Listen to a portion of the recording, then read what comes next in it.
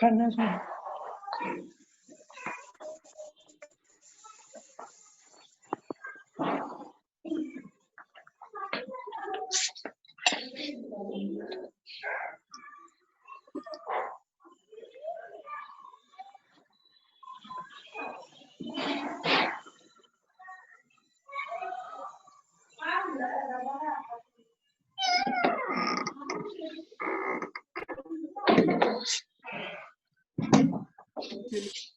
यार मैं ना बहुत भयंकर वैसा फील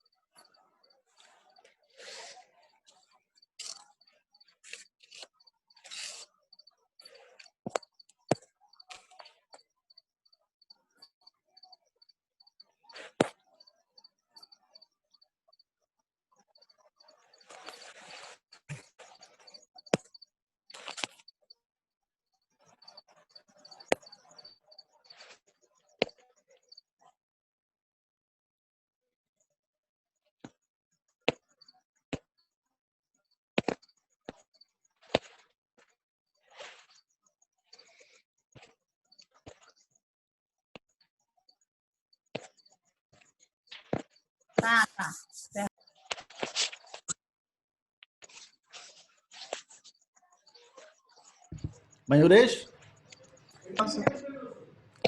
हाँ अपने बारे में कुछ बता यार। अरे तुम लोग को मेरी आवाज नहीं आ रही थी शायद ना?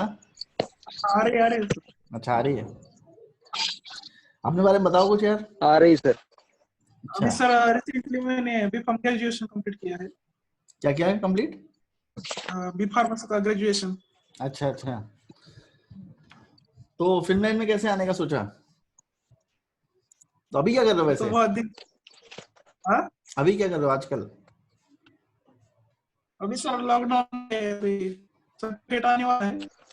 अच्छा हाँ ठीक है। मेरा चैनल कैसे मिला तुम्हें? लखनऊ में हो क्या सर? हाँ अभी लखनऊ में हो क्या? हाँ मैं लखनऊ में हूँ अभी। आज सुबह आया नोएडा से। हाँ तो ये बताओ क्या कहते हैं, क्या पूछ रहा था मैं चैनल कैसे मिला था मेरा?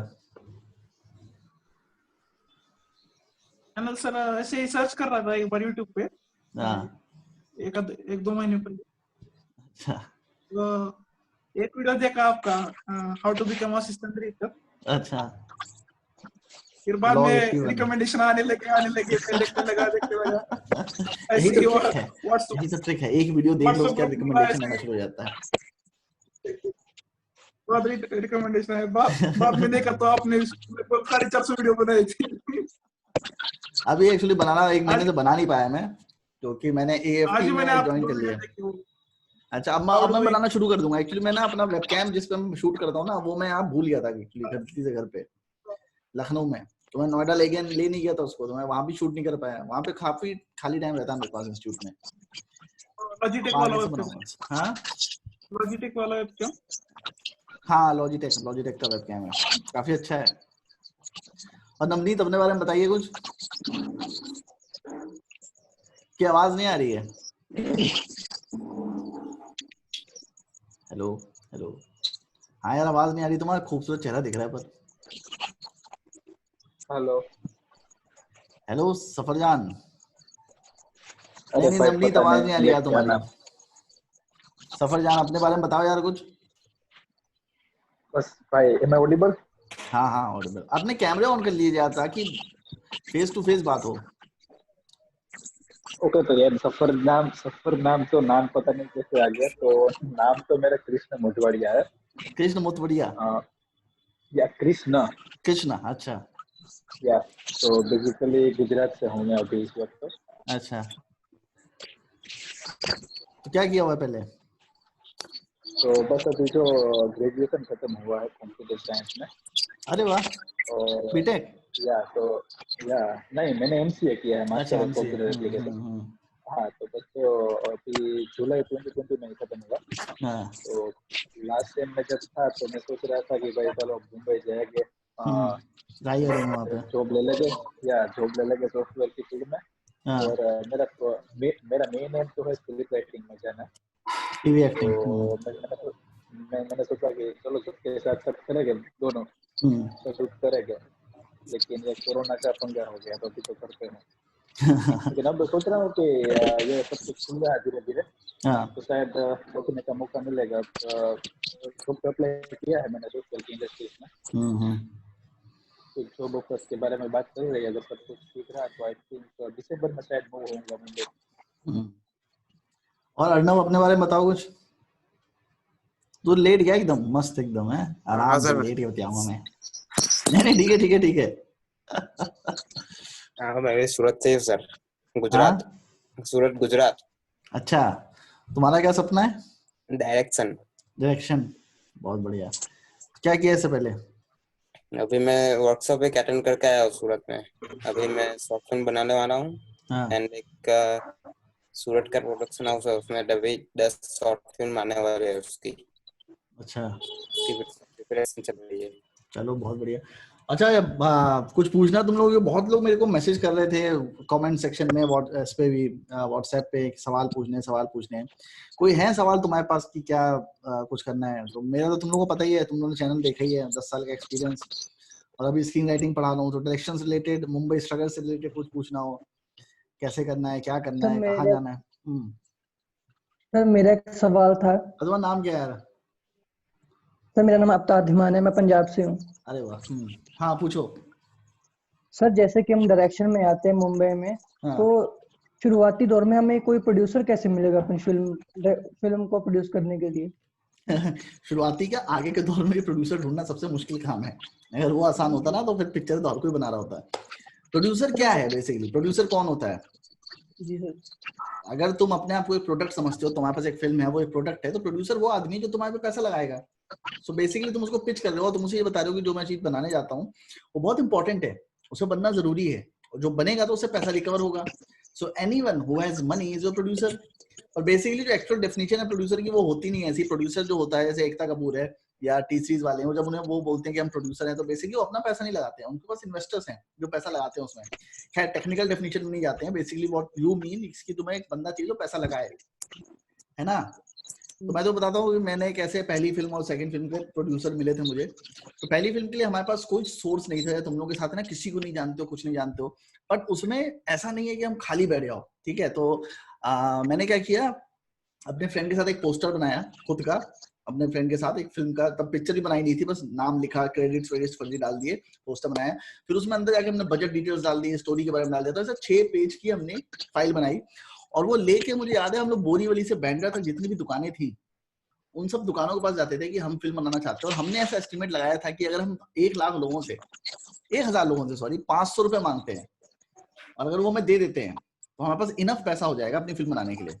तो हम लोग एक आदमी को नहीं ढूंढ रहे थे जो 10 लाख रुपए लगाए, हम सोचे थे हम 1 महीने तक ना लोगों से रोड पे इधर उधर अपना प्लान बताते हैं और सिर्फ 500 रुपए मांगते हो। 500 रुपए कौन मना करेगा, है ना? तो यही हम कर रहे थे उस टाइम पे। तो हम हर जगह पे जाते थे, और आश्चर्य की बात ये है कि जैसे आप सोचोगे कि यार मुझे कोई 500 रुपए क्यों देगा फिल्म बनाने के लिए, है ना? तो जब हम दुकानों पे जाते थे तो वहां पे हमको ये कॉम्प्लीमेंट मिलता था कि मैं मुंबई में 30 साल से हूँ, 35 साल से हूँ, आज तक कोई फिल्म मेकर हमारी दुकान पे नहीं आया कि सर हम एक फिल्म बनाना चाहते हैं और उसके लिए आप 500 रुपए दे दीजिए। कई बार लोग 1,000, 2,000 रुपए दे देते थे। हमारी गलती ये थी कि हमने फॉलोअप नहीं किया। फॉलोअप इसलिए नहीं किया क्योंकि हमें प्रोड्यूसर मिल गया था, क्योंकि मेरे फ्रेंड की एक दोस्त थी, उसने एक अमीर आदमी से मिलवा दिया, वो सेट किया चलो मैं थोड़ा बहुत पैसा लगाता हूँ तुम्हारी पिक्चर में। बट अगर हम उसको फॉलो अप करते, लाइक मुझे याद है कि सेंटा क्रूज में दुकान थी लिबास करके, उसके मैनेजर ने हमको बोला था कि एक काम करो आप 2 हफ्ते बाद आओ, हमारा बॉस जो है वो दुबई से आने वाला है। अगर मैंने उससे जाके मिल लिया होता 2 हफ्ते बाद, अगर मैंने एक डायरी मेंटेन की होती, क्योंकि मुझे तो कुछ पता नहीं था ना, मैं तो रिस्पांस भी मुझे नहीं पता था, मैं डायरी वारी लेके चलता नहीं था, ऐसे सबके पास जाता था 500 रुपए लेने के। एंड ही सेड कि अगर आप 2 हफ्ते बाद आओ तो हमारा बॉस दुबई से आ रहा है, मैं आपको उससे डायरेक्टली मिलवाऊंगा और वो आपको आपकी फिल्म शायद फाइनेंस कर दे। But we didn't follow up. अगर फॉलो अप करते हैं तो चीजें डिफरेंट होती। तो अगर तुम्हें, मैंने किसी और लड़के का मुझे फोन आया था, उसको मैंने समझाया था, एंड ही, अच्छा उस लड़के का जो फोन आया था मुझे, उसको मैंने सेम चीज अपनी कहानी बताई थी कि मैं ऐसे रोड पे जाके वो कर रहा था, तो वो भी ऐसे अपने उड़ीसा का था वो, तो वो भी अपने अड़ोस पड़ोस मोहल्ले में जाके लोगों से पैसा मांगने लगा। And within 2 weeks he called me and said कि सर मैं किराने की दुकान वाला था, मैंने उसको पैसा मांगा कि मुझे एक शॉर्ट फिल्म बनानी है, उसके लिए मुझे पैसा चाहिए, एंड ही सेड कि मैं तुम्हारी फिल्म में पूरा पैसा लगाऊंगा, 2 लाख रुपए, तुम बनाओ अपनी शॉर्ट फिल्म। तो बड़ा खुश था कि आपका जो मेथड है वो सक्सेसफुल हो गया। सो बेसिकली डोंट वेट कि तुम एकता कपूर को, यशराज को या इन सबको पिच करोगे, आप बड़ा प्रोड्यूसर ढूंढोगे। जस्ट गो ऑन रोड, अपना पैम्फलेट छपवाओ, किसी भी तुम फोटोकॉपी की दुकान में जाओगे वहां पैम्फलेट छपता है, अपना पैम्फलेट फोटोशॉप पे डिवाइस करो, 1,000 पैम्फलेट्स निकलवाओ, जो मैं अभी भी करता हूँ। अभी मुझे कुछ करना होता है तो मैं पैम्फलेट छपवाता हूँ, आस पड़ोस में बिकवा देता हूँ। हाथ से ले आके लोगों से बात करो, कहो सर मुझे 100 रुपए दे दो, 500 रुपए दे दो, मुझे अपनी शॉर्ट फिल्म बनानी है। तो अपना बजट डिसाइड कर लो कि मेरे को 20,000 रुपए चाहिए। अब 20,000 रुपए में तुम्हें कितने लोगों के पास जाना है कि 20,000 रुपए आ जाएंगे वापस अपनी शॉर्ट फिल्म बनाने के लिए, फीचर फिल्म बनाने के लिए। And then divide it and then reach to those people. दुकानों पे जाओगे, रोड पे लोगों से बात करोगे, घर पे जाओगे, बेसिकली बिकम अ सेल्समैन। ठीक है, तो ये अगर आप करोगे तो आपकी पहली शॉर्ट फिल्म, दूसरी शॉर्ट फिल्म, तीसरी शॉर्ट फिल्म बनती रहेगी। जो इनोवेटिव सेंस ऑफ माइंड है ये मुंबई में ज्यादा आता है, और ये मेरा भी नहीं है। बेसिकली मैं भी, मेरे फादर भी गवर्नमेंट जॉब में ही है, तो मेरा जो दोस्त था अविनाश धानी, जिसका मैंने इंटरव्यू डाला था, ही वाज लाइक दैट। तो उसको मैं फॉलो करता था अक्सर, क्योंकि वो ये सब चीजें कर देता था। वो रोड पे खड़ा होकर, उसको शर्म नहीं आती थी, रोड पे खड़ा होकर लोगों से पैसा मांग रहा है, पैम्फलेट मार रहा है। तो उसी की बाइक पे हम लोग घुमा करते चप्पल पहन के, और हर जगह जाते थे और लोगों से पैसे मांगते थे। ब्लैकबेरी की शॉप हो, दारू की शॉप हो, ये एक ऑप्टिकल्स की शॉप थी, वहां पे चले जाते थे, कहीं भी चले जाते थे, मतलब बस जाना था, लोगों से बात करनी थी। उससे 2 फायदे होते थे। एक तो आपका हेजिटेशन निकलता है, इनिशियल हेजिटेशन, लोगों से स्ट्रेंजर से बात करना। ओए यहाँ पे बतियाओ मत अपने आपस में, मुझसे बतियाने के लिए। अरे कौन है भाई?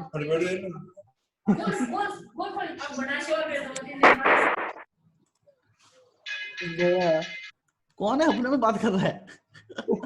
तो ये कुछ तरीके हैं। तो प्रोड्यूसर इनिशियल लेवल पे तुमको, जब तुम्हारा काम देखेगा ना तो ही प्रोड्यूस करेगा। ठीक है, उसके लिए तुम्हें काम बनाना पड़ेगा। तो इनिशियल लेवल पे मेरे को लगता है ये तरीके बिल्कुल सही है कि आप रोड पे जाओ, अपना बजट डिसाइड करो और कितने लोगों में अप्रोच करो। इवन तुम्हें लगता है कि यार मुझे कोई 500 रुपए नहीं देगा, तुम सोचो 100 रुपए तो देगा, 10 रुपए तो देगा, बट तुम्हें कन्विंसिंग होना पड़ेगा। तुम्हारे पास स्टोरी होनी चाहिए, बजट होना चाहिए। लाइक वो पूछेगी क्या बना रहे हो, तुम कहोगे अच्छा ऐसा ऐसा, ये सर ये बना रहा हूँ, ये मेरा ये है, ये मेरा बजट है, ये मेरा स्टोरी है, ये मेरा रेफरेंस इमेजेस हैं, वो सब मैंने तैयार करके ले गया था, प्रिंट आउट निकाले। एक प्रिंट आउट ही चाहिए, तो रखेंगे तो है नहीं, वो सब देखेंगे ऊपर से कितनी प्रिपरेशन है। If you show them the preparation, they will be convinced कि तुम पैसा वेस्ट नहीं करोगे। तो तुम 10 रुपए मांगोगे, 500 देंगे। हाँ, उनका क्या फायदा होगा इसमें? किसी का कुछ फायदा नहीं होता। People are inherently good, they want to support people who are doing something. उसमें फायदा थोड़ा ना कोई देखेगा। 500 रुपए तो लोग ऐसे ही दे देते ना, उसमें कोई फायदा थोड़ा ना देखता है। तो सर अगर मैं अपनी कुछ शॉर्ट फिल्म रेडी कर लूं 4-5, तो मुंबई जाने के बाद उसका मुझे क्या बेनिफिट होगा? इन डायरेक्शन? मुंबई जाने के बाद उसका तुम्हें ये बेनिफिट होगा कि जब तुम किसी प्रोड्यूसर से मिलने जाओगे, किसी डायरेक्टर से मिलने जाओगे, वो पूछेगा क्या किया तुमने। तो नॉर्मल लड़के बोलते हैं सर कुछ नहीं, हमें शौक था आने का। उसके बदले तुम ये बोलोगे सर 4-5 मैंने शॉर्ट फिल्म बनाई है, मैंने ये किया हुआ है, तो then he will think that you are serious about the art.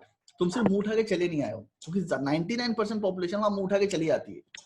इसलिए जब मैं बोलता हूँ यूट्यूब चैनल, अपने चैनल में कि अपने यूट्यूब वीडियोस बनाओ, अपने कुछ बनाओ, ठीक है, वीडियो शॉर्ट फिल्म बनाओ, तो वो इसलिए भी कहता हूँ एक तो तुम लर्न करोगे, दूसरा तुम्हारा प्रोफाइल बनेगा, और तीसरी इंपॉर्टेंट चीज तो मैं ये बताता हूँ कि कोई तुम्हारी शॉर्ट फिल्म देखेगा ही नहीं। इवन मुझे लड़के शॉर्ट फिल्म भेजते हैं, मैं नहीं देखता हूँ, टाइम ही नहीं होता ना, तो कोई तुम्हारी शॉर्ट फिल्म देखेगा नहीं, ट्रेलर ही देखेगा या आगे बढ़ा के देखेगा। You don't even have to worry about कि अच्छी बनाई खराब बनाई है। They will focus on the number. तुम्हारा नंबर तुम्हारा परसिस्टेंस बताएगा। अगर तुमने 10 शॉर्ट फिल्म बनाई है तो वो ये सोचेगा यार बंदा क्या आदमी है, 10 शॉर्ट फिल्म बना के बैठा है, लगातार शॉर्ट फिल्म बना रहा है, ही इज डूइंग समथिंग। तो तुम उसके लिए, उसके पॉइंट ऑफ व्यू से, उसके लिए तुम सेट पे एसेट हो, उसके लिए किसको चीजें आती है, मुझे सेट पे ले जाऊंगा, ये हेल्प करेगा मेरी। और तुम्हें कुछ नहीं आता है तो वो समझ जाएगा साले को सिखाना पड़ेगा, ये लायबिलिटी है मेरे लिए, इससे बचना है। तो इसलिए शॉर्ट फिल्म बनाना बहुत जरूरी है मुंबई जाने से पहले। और कोरोना का टाइम बहुत लोगों ने बहुत ज्यादा वेस्ट किया है। मैं बार बार बोलता रहा अपनी शॉर्ट फिल्म बनाओ, अपना कुछ करो, अपने स्क्रिप्ट्स लिखो, कुछ भी लिखो, लोगों ने नहीं किया, but that was the best time. Corona में मैंने अपनी 2 शॉर्ट फिल्म बनाई थी, मैंने यूट्यूब पे डाली थी वो। बल्कि मैं तो तुम्हें सजेस्ट, मैं जिस कॉलेज में पढ़ा रहा हूँ वहाँ बच्चों को सजेस्ट करता हूँ, हालांकि पढ़ा मैं स्क्रीन राइटिंग रहा हूँ, पर फिर भी मैं सजेस्ट करता हूँ make 1 short film every day. That has to be the goal, 1 short film every day. So it does not take much effort to make a short film, and the more you make it, the better refined short films come out. ठीक है, हर बार तुम्हें कुछ सीखने को मिलेगा। At least हर week एक short film बनाओ, और बहुत ज्यादा स्टोरी पे कॉन्सेंट्रेट मत करो इनिशियल लेवल पे, क्योंकि जब स्टोरी पे कॉन्सेंट्रेट करोगे ना, तब जब राइटिंग करना तब स्टोरी पे कॉन्सेंट्रेट करना। अभी तुम्हारा फोकस ये होना चाहिए, I just have to know the technicalities of it. If I write something on paper, no matter how bad it is, how will I execute it, how will I do the short breakdown, and whether the result is coming according to my thinking or not। जो मैं सोच रहा हूँ वो वैसा result आ रहा है कि नहीं आ रहा है, वो ज्यादा इंपॉर्टेंट है। तो लड़के क्या करते हैं, वो पूरी फिल्म मेकिंग करने लग जाते हैं जब शॉर्ट फिल्म बनाते हैं, कि स्टोरी भी बढ़िया होनी चाहिए, पंच लाइन भी होना चाहिए, ये भी होना चाहिए। नहीं, वो आगे देखना, पहले एक एक ब्लॉक्स में चीजों को सीखो। पोस्ट प्रोडक्शन शूटिंग नहीं सीख सकते, तो मैं सिर्फ प्रोसेस सीखना है। एक बार प्रोसेस सीख जाओगे, फिर किताबें पढ़ना, अपनी स्टोरी मेकिंग अपने आप ही आ जाएगी। Story writing is a creative process, but what I am insisting on making short films is a technical process, and technical process is easy to learn. Creative process is something that you inherit, sometimes you learn, sometimes it is your wisdom, sometimes it is your experience, but technical process is easy to learn, and once you learn it, तुमने editing एक बार सीख ली तो भूलोगे नहीं वो। तुम्हें अगर मैं adobe Premiere pro से कहूंगा फाइनल कट प्रो पे चले जाओ या सोनी वेगा पे चले जाओ, किसी भी चले जाओ, तुम्हें प्रॉब्लम नहीं होगी। क्यों? क्योंकि तुम्हें बाकी चीजें पता है, तुम्हें सिर्फ कीबोर्ड की शॉर्टकट्स का प्रॉब्लम है, बाकी लॉजिक तो पता ही है ना तुम्हें। पर क्रिएटिव प्रोसेस में ऐसा नहीं है। Creative process is a long journey, you have to read books, you have to learn lot, ठीक है। इसलिए टेक्निकल प्रोसेस को जितनी जल्दी सीख के निकाल दो, लाइक इवन तुम्हें कलर करेक्शन सीखना है, सीख लो।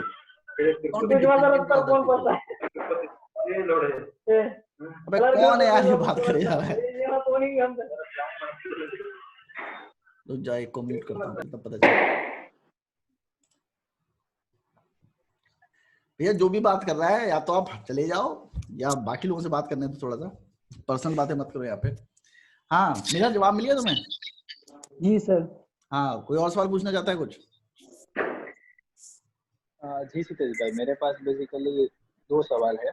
हाँ, पहला तो ये है कि आपकी स्क्रिप्ट राइटिंग अभी तो पढ़ा रहे हैं, आपके पास एक्सपीरियंस है क्या? तो आई एम ऑल्सो, मैं कह रहा हूँ कि आप भी स्क्रिप्ट राइटिंग पढ़ा रहे हो ना? हाँ, और आपके पास एक्सपीरियंस भी है स्क्रिप्ट राइटिंग में, और I am also an aspiring script writer.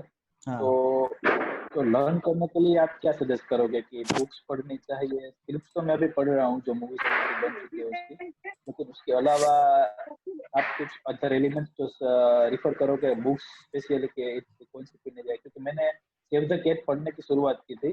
कौन सी? लेकिन मुझे वो सेव द कैट है ना, ब्लैक स्नाइडर। हाँ, तो मैंने वो पढ़ने की शुरुआत की थी, 40 पेजेस के आसपास मैंने पढ़ी, लेकिन मुझे वो जमी नहीं बहुत, तो फिर मैंने वो छोड़ दी। तो ऐसी कुछ बुक्स या कुछ आप सजेस्ट कर सको? एक्चुअली क्या हुआ, मैं जिस इंस्टीट्यूट में हूँ वहाँ पे मेरे से पहले एक टीचर पढ़ा रही थी, ठीक है। तो मैं जब गया बच्चों से मैंने पूछा इससे पहले आपने क्या पढ़ा है, तो सबने मुझे पे छोड़ना शुरू कर दिया, inciting incident, culmination point, beat sheet, act structure, beginning middle end और ये और वो फलाना ढिमाना, सबने मुझे बोलना शुरू कर दिया ऐसे होता है स्क्रीन राइटिंग, ये होता है वो होता है, ऐसे बताना शुरू कर दिया। But none of them knew anything about how to write a story, none of them had written any story. ठीक है, अब ये सबसे बड़ी प्रॉब्लम मैं बताता हूँ कि ब्लेक स्नाइडर के साथ क्या है, सेव द कैट के साथ क्या है, और सबसे बड़ी प्रॉब्लम बताता हूँ सिड फील्ड के साथ क्या है, जिसने एक्ट स्ट्रक्चर दिया है। ठीक है, अब क्या है, हमारी एक बेसिक टेंडेंसी है, हम चीजों को जनरलाइज करने की कोशिश करते हैं, because we are all related to science. Science में क्या होता है, set of laws, so if we keep on doing something again and again, we try to find shortcut methods to formulate the thing, हम उसे formula देना चाहते हैं। तो ब्लेक स्नाइडर ने क्या किया, उसने कुछ 50 पिक्चरें, जैसे टीआरपी होता है ना, आप एक वो करते हो, तो उसने 50 पिक्चरें बार बार देखी, उनके बेसिस पे उसने रूल्स बनाए कि ऐसा ऐसा हर पॉइंट पे होना चाहिए, 10 से 15 पेज में आपको ये करना है, 15 से 30 पेज में आपको ये करना है, इसमें ये करना है, इसमें ये करना है। उससे पहले एरिस्टोटल की किताब थी पोएटिक्स, उसमें उसने एक्ट स्ट्रक्चर समझा दिया था। ठीक है, ये 3 एक्ट्स होने चाहिए। ठीक है, ये एक एक्ट 1 होना चाहिए, एक्ट 2 होना चाहिए, एक्ट 3 होना चाहिए, एक्ट 1 में ये होना चाहिए, एक्ट 2 में ये होना चाहिए, एक्ट 3 में ये होना चाहिए। जो बड़े फिल्म मेकर्स है वो उसमें कुछ भी बिलीव नहीं करते हैं। लाइक पल्प फिक्शन देखोगे तो पल्प फिक्शन का पहला सीन जो है उसका कोई मतलब ही नहीं है फिल्म से, एंड देन यू से कि इसमें एक्ट 1 का है। ठीक है, तो मैं तुम्हें सजेस्ट करूंगा यू रीड द बुक्स, ठीक है, बट नॉट टेक्निकल बुक्स। ये ब्लेक स्नाइडर मत पढ़ो, सिड फील्ड मत पढ़ो, पर अगर तुम्हें पढ़ना है ब्लेक स्नाइडर वाली, हाँ, मुझे भी ये ब्लेक स्नाइडर वाली ज्यादा टेक्निकल और कम क्रिएटिव लगी। मतलब क्रिएटिव नहीं है वो तुम्हें सिर्फ मेथड्स बता रहे हैं। इवन सिड फील्ड भी तुम्हें मेथड्स बताएगा। एक्ट स्ट्रक्चर जो है या हीरोज जर्नी जो जोसेफ कैम्पबेल ने बताई है, वो सब एक स्ट्रक्चर है जो उन्होंने बताया है तुम्हारा रास्ता आसान करने के लिए। कि मतलब कि तुम समझ लो कि अच्छा यही हीरो की जर्नी होती है, उसको एक ऑब्स्टेकल मिलता है, एक मेंटर मिलता है, उसके बाद ये होता है, फिर एक एंटागोनिस्ट मिलता है, उसको मारता है, फिर अपने गांव वापस आता है, तो उसे एक लव इंटरेस्ट मिलता है। तो सारी चीजें उन्होंने फॉर्मूले के तौर पे कर दी है। But if you want to make films, ठीक है, then I would say if you are a good reader, read these books but do not try to copy them. एक बार पढ़ लो, सबकॉन्शियस माइंड में रजिस्टर हो जाए, उसके बाद भूल जाओ उनको। If you want to become a good film maker, मैं तो बताऊं, स्टैनली क्यूब्रिक जब उसे शाइनिंग बनानी थी, तो वो उसने अपने आप को 2-3 महीने के लिए कमरे में बंद कर दिया था। ठीक है, और वो he was reading books after books, जब तक उसने डिसाइड किया था जब तक मुझे वो किताब नहीं मिल जाती इस पे फिल्म बनाना चाहता हूं। And he finally found shining, जो स्टीफन किंग की किताब थी, और उसके बाद उसने उसको पढ़ा। इवन मैंने जब अनुराग कश्यप के साथ काम किया था, मैं बहुत ज्यादा पसंद नहीं करता हूँ, सब लोग जानते हैं अनुराग कश्यप को, बट अनुराग कश्यप भी दिन भर किताबें पढ़ता रहता है। मेरे सामने ही उसने 3 किताबें निपटाई थी। You get the ideas of the stories from the stories that are written by other people. So you have to read stories. तो तुम अपने एक लिस्ट बनाओगे, जैसे अच्छा इंडियन ऑथर्स को मत पढ़ना, ठीक है। इंडियन ऑथर्स का सबसे बड़ा प्रॉब्लम यह है कि उनकी सारी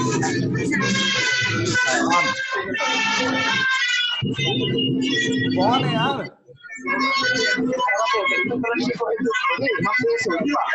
भाई साहब, ओहो, हाँ, तो इंडियन ऑथर्स को मत पढ़ना है, क्योंकि इंडियन ऑथर्स की जितनी भी राइटिंग है वो बहुत पैथोस से भरी हुई है। ठीक है, क्या वैसे भी इंडियन ऑथर्स ने आई थिंक स्क्रीन राइटिंग के बारे में कुछ लिखा नहीं है। मैं इंडियन ऑथर्स नहीं, स्क्रीन राइटिंग पढ़ने को नहीं बोल रहा हूँ मैं तुम्हें, स्क्रीन राइटिंग पढ़ने को ही नहीं बोल रहा हूँ। हाँ, मैं तो बोल रहा हूँ जेफरी आर्चर पढ़ो, मैं तो बोल रहा हूँ रॉबर्ट रडलम पढ़ो, ठीक है, जॉन ग्रेशम पढ़ो, चार्ल्स डिकेंस पढ़ो, फ्योदोर दोस्तोव्स्की पढ़ो, और सर क्या कहते हैं, ऑस्कर वाइल्ड पढ़ो। ठीक है, मैं तुम्हें ये सब पढ़ने को बोल रहा हूँ, मैं तुम्हें बोल ही नहीं रहा हूँ कि तुम माइकल क्रिस्टन पढ़ो, स्क्रीन राइटिंग पढ़ो ही मत। If you want to understand the structure, the art is a subconscious effort. It's not a conscious effort. ये तुम्हें पता है अगले सीन में क्या होने वाला है। जैसे एरन सॉर्किन ने बहुत अच्छी बात बोली। एरन सॉर्किन एक बहुत बड़े स्क्रीन राइटर हैं जिन्होंने सोशल नेटवर्क और अभी उनकी फिल्म है ये ट्रायल ऑफ शिकागो 7, तो उसमें उन्होंने एक इंटरव्यू में बड़ी अच्छी बात बोली थी कि no, screen writing is even every art is a process of you walking in a blind castle. मतलब सोचो एक अंधेरी हवेली में तुमको टॉर्च पकड़ा के बोल दिया चलने को, तुम टॉर्च जलाओगे, जितना दिखेगा तुम उतना आगे बढ़ोगे, तुम्हें पूरी स्क्रिप्ट कभी नहीं दिखेगी। और वो जो प्रोसेस है ना कि पूरी स्क्रिप्ट दिखनी चाहिए, बननी चाहिए, नहीं, पहला सीन लिखो, पहले सीन से दूसरा सीन अपने आप दिखेगा तुम्हें, तीसरा सीन अपने आप दिखेगा। लिखते वक्त ही याद आता है, आप कितना भी सोचे तो आप नहीं सोचते। बिल्कुल सही। और जब अगर मान लो तुमने 10 सीन लिख लिए और तुम सो गए, ठीक है, अगले दिन जब तुम उसको पढ़ोगे तो फिर तुम उसमें चेंजेस करोगे, तुम्हें अपने आप ही आगे दिखेगा यार इसके बाद ये होना चाहिए, उसके बाद ये होना चाहिए, उसके बाद ये होना चाहिए। अभी जैसे अगर तो कृष्ण तुम्हारे बारे में मुझे पता है, ठीक है, मान लो तुम बहुत गुस्सैल हो बचपन से, ठीक है, और तुम एक गुंडे टाइप के आदमी हो, ठीक है, और तुमने पढ़े लिखे नहीं हो, ठीक है, और तुम मोहल्ले में लखेरागिरी करते हो, लड़कियां छेड़ते हो, ठीक है, कोई आगे तुम्हें थप्पड़ मार दे तो तुम क्या करोगे? मैं उसे वापस मारोगे, ठीक है। अब ये समझ लो मैंने तुम्हें क्या बताया है, तुम्हारे कैरेक्टर बैकग्राउंड, तुम्हारी कैरेक्टर हिस्ट्री से मैं तुम्हारा फ्यूचर एक्शन डिटरमाइन कर सकता हूँ. That happens with your character. If you don't know about your characters, you will never understand how the characters move. तो हर हीरो के पास, हर कैरेक्टर के पास, हर प्रोटैगनिस्ट के पास 2 ऑप्शन होते हैं, हमेशा 2 ऑप्शन होंगे. अब यहीं पे मैं कृष्णा का तुम्हें बोलूंगी, तुम एक टॉप कॉन्वेंट कॉलेज से पढ़े हो, तुमने आज तक किसी ने मारपीट नहीं करी, तुम्हारे फादर गवर्नमेंट ऑफिसर है, ठीक है, तुम लड़की में तब देखते भी नहीं हो, तुम रोड पे जा रहे हो, किसी ने थप्पड़ मारा, क्या करोगे? I will try to negotiate. Negotiate या रोगे या वापस चले जाओगे, घर पे जाके पापा को बोलोगे, तुम फाइट बैक नहीं करोगे क्योंकि तुम्हारी हिस्ट्री नहीं है. You getting my point? So if you are writing the characters protagonist का बैकग्राउंड हिस्ट्री अगर तुम लिख लेते हो, भले ही तुम उसे फिल्म में ना दिखाओ, भले ही तुम फिल्म में ना दिखाओ, you will know his character choices, you know at particular circumstance वो क्या करेगा. अगर उसने पहले 20 लड़कियां पटाई हैं तो तुम्हें पता है कि 21वीं लड़की के पास जाएगा तो उसको भी जाकर प्रपोज कर देगा. पर उसने जिंदगी में कोई लड़की नहीं पटाई है और 25 साल का हो चुका है, लड़कियों से बात भी नहीं कर पाता, यू नो कि वो किसी लड़की से बात नहीं कर पाएगा. You know about your characters when you think about them. You know about your characters when you write character sketches. तुम्हें पता है उसके यहाँ पे मोल है, उसके यहाँ पे ये, अगर उसके मोल है तो उसके अंदर इंफिनिटी कॉम्प्लेक्स होगा. I would also suggest you read Psychology by Sigmund Freud. Sigmund Freud की Interpretation of Dreams, very helpful book. Carl Jung, Alfred Adler, ये 3 बंदे अगर तुम इनकी साइकोलॉजी की 4-5 किताबें अगर तुम पढ़ लेते हो, you will understand how human mind works. ठीक है, इंफिनिटी कॉम्प्लेक्स का जो कॉन्सेप्ट था वो एल्फ्रेड एडलर ने दिया था. ये तीनों कंटेम्परेरी थे, एक ही टाइम पे एग्जिस्ट करते थे और तीनों ने अपनी अपनी थ्योरीज दी हैं. सिगमंड फ्रॉइड का जो इंटरप्रिटेशन ऑफ ड्रीम्स है, it's a very nice book. ठीक है, so I would suggest stop reading about screen writing books, start reading ये नॉवेल्स. जेफरी आर्चर खत्म कर दो, माइकल क्रिस्टन खत्म कर दो, रॉबर्ट लडलम खत्म कर दो, अगाथा क्रिस्टी खत्म कर दो, शर्लक होम्स खत्म कर दो. That's how you learn about stories. ठीक है, you learn stories bye knowing about other stories and उनके सब प्लॉट्स जो होते हैं वो तुम्हारे प्लॉट्स बनते हैं. तुम्हारा जो इंस्पिरेशन है किसी भी चीज को लिखने का वो कभी भी जीरो से नहीं आएगा. तुम्हारे पास डेटा होना चाहिए, तुम उसी को मैनिपुलेट करके नया प्लॉट बनाओगे. And you need to know what is happening in this world. Creating is all about stealing, I think.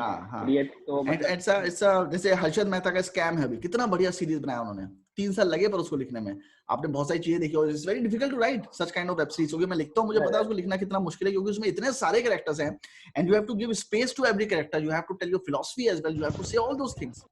बहुत डिफिकल्ट है उसको लिखना. ठीक है, so I would suggest instead of going into technicalities of screen writing, एक बार तुम screen writing का बहुत बेसिक स्ट्रक्चर है, ठीक है, जो मैंने बताया भी अपने वीडियोस में, कैसे हेडिंग देनी है, कैसे डिस्क्रिप्शन लिखना है, कैसे डायलॉग लिखना है, यू नो दैट. मतलब उसमें कुछ ज्यादा कुछ करना नहीं है, बहुत टेक्निकल इतना भी नहीं है. फाइनल ड्राफ्ट अगर तुम एक ट्यूटोरियल भी देख लेते हो 10 मिनट का, you will understand how final draft works. ठीक है, लिखा भी है. उसके बियॉन्ड तुम्हें जानने की जरूरत ही नहीं है. उसके beyond just read stories. Do not short stories, Anton Chekhov की पढ़ो, दोस्तोवस्की की पढ़ो, जिसकी शॉर्ट स्टोरीज मिलती है उसकी पढ़ो. ठीक है, that will be more helpful. और कोई पूछना चाहता, कोई सवाल? या तो एक क्वेश्चन हो गया. तो दूसरा क्वेश्चन मेरा ये था कि जो ये कोरोना का 6-7 महीने थे, तो इसमें मैंने मेरी 2 स्क्रिप्ट खत्म करी है मूवीज की, फुल लेंथ मूवीज की. तो अब मेरे पास मतलब मटेरियल है कि अगर कोई बोला कि भाई तू राइटर है तो तूने क्या लिखा है, मेरे पास बताने के लिए कुछ तो होना चाहिए ना. भले वो सिलेक्ट करे ना करे वो बात अलग है, वो अलग बात है, लेकिन मेरे पास ऐसे राइटर बताने के लिए, तो मैंने बताने के लिए मेरी 2 फुल लेंथ स्क्रिप्ट लिखी है, 4-5 आइडियाज डेवलप किए हैं वेब सीरीज के बारे में, और तो ऐसा कुछ मटेरियल मैंने लिखा है. तो अब मैं सोच रहा हूँ कि मुंबई जाकर स्ट्रगल शुरू करनी चाहिए. तो मुंबई जाने के बाद मतलब वहाँ पे चला जाऊँ, जॉब ले लूँ सॉफ्टवेयर की फील्ड में, ऐसा है कि मैंने उसमें डिग्री की है. तो जॉब लेने के बाद मतलब क्या सिनेरियो रहता है कि मतलब टीचिंग करने जाना होता है शुरुआत में, या एज अ असिस्टेंट या एज अ घोस्ट राइटर ढूंढना चाहिए, क्या करना चाहिए? नहीं, देखो जॉब के साथ तो काम कर नहीं पाओगे वहाँ पे. ठीक है, पहली बात तो ये. दूसरी बात मुझे पता है क्योंकि मैंने एक इंटर्नशिप मैंने की है अभी 3-4 महीने पहले, तो मुझे पता है कि दोनों को आदमी थक भी जाता है और दूसरी सारी मीटिंग्स देनी होती है. बहुत टीडियस हो जाता है. और मेरे कुछ फ्रेंड्स हैं और टीसीएस में थे वहाँ पे, उन्होंने बहुत कोशिश करी कि क्षितिज यार मुझे भी एक्टर बनना है, ये करना है, वो करना है, तो कुछ ना कुछ काम निकल जाता था, ऑडिशन में नहीं जा पाते थे या राइटिंग मिलने नहीं आ पाते थे, वो सारी प्रॉब्लम्स होती हैं उसमें. ठीक है, तो मैंने देखा है कि प्राइवेट कंपनीज में अगर काम कर रहे हो तो थोड़ा मुश्किल होता है ये सब चीजें साइड बाय साइड करना. तो ये है कि 6 महीने काम करो, पैसे इकट्ठे करो, फिर 6 महीने ट्राई करो. ठीक है, इनिशियल लेवल पे कर सकते हो, 30 के बाद नहीं कर पाओगे, 30 के बाद तुम्हें वर्क एक्सपीरियंस चाहिए, जो कर रहे हो फिर करते रहो. ठीक है, तो 1-2 शॉट मार सकते हो उसके ऊपर. दूसरा, तुमने अच्छा किया कि तुमने अपनी स्क्रिप्ट लिख ली. इसको हॉलीवुड टर्म में कहते हैं स्पेक स्क्रिप्ट. या तुमने ब्लेक स्नाइडर पढ़ा होगा, ब्लेक स्नाइडर ने 12 स्पेक स्क्रिप्ट बेची थी $1 मिलियन में. ठीक है, so whatever script you have written, उसको 20-30 बार और पढ़ो. जो भी चेंजेस हैं, ग्रामेटिकल चेंजेस हैं, एरर्स हैं, लॉजिकल एरर्स हैं, कैरेक्टर एरर्स हैं, सब चीज चेंज करो. ठीक है, तुम्हें एटलीस्ट 30 ड्राफ्ट्स लगेंगे उसमें. ठीक है, राजकुमार ईरानी और अभिजात जोशी 300 ड्राफ्ट लिखते हैं. That's why their films are so good. ठीक है, so go through them again and again each and every day and make them so perfect that there is no flaw according to you. वो तो बाकी लोग जो निकालेंगे वो निकालेंगे, तुम्हारे हिसाब से कोई फ्लॉ नहीं होना चाहिए. ठीक है, देन एडोब पीडीएफ वर्जन निकालो, उस पे वाटरमार्क लगाओ, स्पेक स्क्रिप्ट. अब स्पेक स्क्रिप्ट होती क्या है? Spec script is a script which you show so that you get further work. अब तुम्हें डर नहीं है कि वो स्क्रिप्ट चोरी हो जाएगी, हो जाती है, हो जान दो, फर्क नहीं पड़ता तुम्हें. ठीक है, but this is something that you have to show to other people. Otherwise बहुत सारे लोग मुंबई में जो अपनी स्क्रिप्टें भेजते ही नहीं है, ये सोच के कि वो चोरी हो जाएगी, और उन्हें कभी काम नहीं मिलता. ठीक है, so make these two scripts as spec scripts. कि ये स्पेक स्क्रिप्ट्स हैं जो मैंने बनाई हैं आपके देखने के लिए ही, कि मैं लिख सकता हूं. मैंने 100 पेज की 2 स्क्रिप्टें लिखी हैं. Now I need further work. If you have some work for me, if you want to write some screen play, let me know. I will be of help to you, or we can meet and arrange the things. ठीक है, that's how it goes.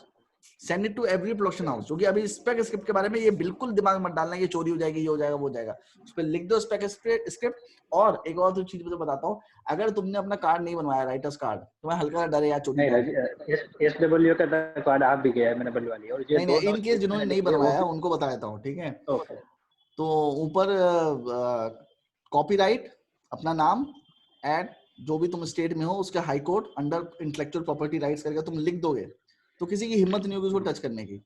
ठीक है, क्योंकि मेरे father high court में थे तो मुझे पता है कि इंटेलेक्चुअल प्रॉपर्टी राइट्स के अंदर में हाई कोर्ट में रजिस्टर होते हैं डॉक्यूमेंट्स. ठीक है, तो you can write that copyrighted at high court, Orissa high court, Madhya Pradesh high court, जो भी करके अंडर इंटेलेक्चुअल प्रॉपर्टी राइट्स इतना लिख दोगे, कोई टच नहीं करेगा. क्योंकि इतना लो वहां पे किसी को प्रोड्यूसर को डायरेक्टर को कुछ पता नहीं है. ठीक है, तो कोई टच नहीं करेगा तुम्हारी स्क्रिप्ट. इतना भी लिख दोगे उनकी फटी जाएगी यार, लीगल मैटर है, कोई टच मत करो उसको. ठीक है, सो इन केस आपके पास कार्ड नहीं है, then write this line and you will be safe.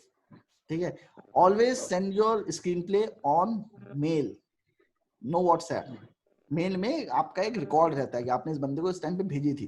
ठीक है, व्हाट्सएप पे कभी सेंड मत करना. कोई बोले व्हाट्सएप पे मेल कर दो, कभी मत करना. कहना सर आप मेल आईडी दो, मैं उस पे सेंड करता हूं आपको. Because Gmail, Google is admissible evidence in the court. ठीक है, क्योंकि जीमेल का जो एल्गोरिदम है उसके हिसाब से इवन गूगल भी उसमें मैनिपुलेशन नहीं कर सकते. जो टाइम स्टैंप लग जाता है तुम्हारे मेल पे, वो लग जाता है, वो चेंज नहीं हो सकता. ठीक है, एंड ऐसे केसेस यूएस में हुए हैं जिसमें जीमेल के जो एविडेंस है वो सबमिट हुआ है. ठीक है, सो इट्स सेफ. तो इसलिए always send your whatever you are sending, photo send कर रहे हो, सब कुछ जीमेल पे करो. ठीक है, और कोई सवाल? सर मेरा एक सवाल था. अच्छा, अब चले जाओ. पूछो. सर मुझे जानना था कि जैसे अनुराग कश्यप ने जो भी अपनी पहली फिल्म बनाई थी, उन्होंने प्रोड्यूसर कहाँ से ढूंढा होगा? नाम बताओ पहले अपना. सर मेरा नाम अवतार. अच्छा, तुमने अपना कैमरा ऑन नहीं किया क्या? सर कैमरा ऑन है मेरा. अच्छा ठीक है, बोलो अवतार. हाँ सर मेरा सवाल था, जैसे अनुराग कश्यप ने जो भी अपनी पहली फिल्म बनाई थी, उन्होंने प्रोड्यूसर कहाँ से ढूंढा था? अनुराग कश्यप बहुत ब्रिलियंट आदमी है. ठीक है, उन्होंने जो पिक्चर बनाई थी उसमें एक लड़की थी जिसका नाम है तेजस्विनी कोल्हापुरी. वो पद्मिनी कोल्हापुरी की बहन थी, और उसका जो जीजा है टूटू शर्मा, वो उसको लॉन्च करना चाहता था बहुत टाइम से. तो उसको लॉन्च के लिए वो स्क्रिप्ट देख रहा था, तो अनुराग कश्यप ने अपनी स्क्रिप्ट दी उसको कि ये स्क्रिप्ट मैं बना रहा हूँ. तो उसको लॉन्च करने के लिए टूटू शर्मा ने पैसे दिए थे, जिसकी वजह से उसने फिल्म बनाई थी अपनी 5. तो वहां से पैसे आए थे. तो this is a kind of compromise that you do. जैसे मैंने अपनी फिल्मों में किया है, ऐसे एक्टर्स को लिया है जो पैसा देने को तैयार थे, तो मुझे वहां पे लेना पड़ता है उन लोगों को. सो इनिशियल लेवल पे आपको थोड़े कॉम्प्रोमाइजेस करने पड़ते हैं जब आपको करियर आगे बढ़ाना होता है. इवन तुम्हारे जो KGF का डायरेक्टर है उसने भी ये सब किया था. ठीक है, उसके जीजा जी ऑलरेडी बड़े स्टार थे, अपने जीजा को लेके फिल्म बनाई थी, क्योंकि जीजा के पास पैसा बहुत था उसके बाद उसका करियर निकल गया. ठीक है, और कुछ? सर एक प्राइवेट फिल्म स्कूल और गवर्नमेंट एफिलिएटेड फिल्म स्कूल में क्या डिफरेंस होता है? गवर्नमेंट एफिलिएटेड फिल्म स्कूल में ये डिफरेंस होता है कि उसमें फीस ना के बराबर होती है, और कई बार तुम्हें पैसे मिलते हैं वहां पढ़ने के लिए. ठीक है, एडमिशन डिफिकल्ट होता है क्योंकि ऑफ कोर्स फीस स्ट्रक्चर कम है, उनका स्ट्रक्चर बेटर होता है. गवर्नमेंट कॉलेज में जो एनवायरनमेंट है वो ज्यादा बेटर होता है. ठीक है, बहुत ही कमर्शियल, बहुत ही कॉर्पोरेट एनवायरनमेंट नहीं होता है. प्राइवेट इंस्टीट्यूट्स में क्या होता है कि आपके पास इक्विपमेंट्स तो अच्छे होते हैं, पर टीचर नहीं टिकते वहां पे. क्योंकि आप किसी फिल्म स्कूल में जाओगे, वहां पे जो बंदा काम कर रहा है वो एक्टर होगा, डायरेक्टर होगा, राइटर होगा, उसको रहना तो मुंबई में ही है, और वो अपना उसका फोकस भी फिल्म लाइन पे ही होगा. तो वो टीचिंग तो करना नहीं चाहता, पर वो पैसा कमाने के लिए टीचिंग कर रहा है, तो ज्यादा दिन टिकेगा नहीं. तुम्हारे टीचर्स चेंज होते रहते हैं. ठीक है, तो इसलिए बेस्ट ये है कि आप गवर्नमेंट स्कूल में जाएं, क्योंकि वहाँ जो टीचर हैं वो गवर्नमेंट के द्वारा नॉमिनेट होते हैं। हाँ, बाकी और कोई डिफरेंस नहीं है। एटमॉस्फेयर जो है तुम्हें गवर्नमेंट कॉलेज में मिलेगा, क्योंकि वहाँ जो सीनियरिटी जूनियरिटी है वो तुम्हें वहाँ मिलता है। जब तुम किसी गवर्नमेंट कॉलेज में जाते हो तो वहाँ पे एक बहुत अच्छी चीज है कि जो वहाँ के पहले एलुमनाइज हैं वो वापस आते हैं वहाँ पे बात करने के लिए। जैसे वहाँ पे नसीरुद्दीन शाह FTI में आएगा, जया बच्चन आएगी, या कोई और राइटर आएगा, डायरेक्टर आएगा, राजकुमार हिरानी आएगा, तुम उनसे डायरेक्टली बैठ के इंटरेक्ट कर सकते हो। फिर जब तुम मुंबई जाओगे तो उन्हें डायरेक्टली कॉन्टेक्ट कर सकते हो। प्राइवेट स्कूल में ये सीनियर जूनियर वाली चीज नहीं होती, तो अगर तुम वहां से निकलोगे भी ना तो कोई हेल्प नहीं करेगा तुम्हारी। ये सिर्फ गवर्नमेंट कॉलेज में या जो पुराने कॉलेज हैं, IITs हैं, इन सब में होता है कि सीनियर किसी ने, अगर तुम जैसे मुंबई में हो, तुम IIT से ग्रेजुएटेड हो और तुम मुंबई जाओ, जाके तुम उनको जाके बोलोगे सर मैं IIT से पास आउट हूँ, और अगर वो भी उसी सेम IIT से पास आउट है, अरे तू कौन से बैच का है, सर मैं आपका जूनियर था, वो उसे पता भी नहीं होगा उसने क्या किया, वो उसे अपने साथ रख लेगा, चल तू मेरे साथ काम कर, मैं तेरे जॉब लगा देता हूँ।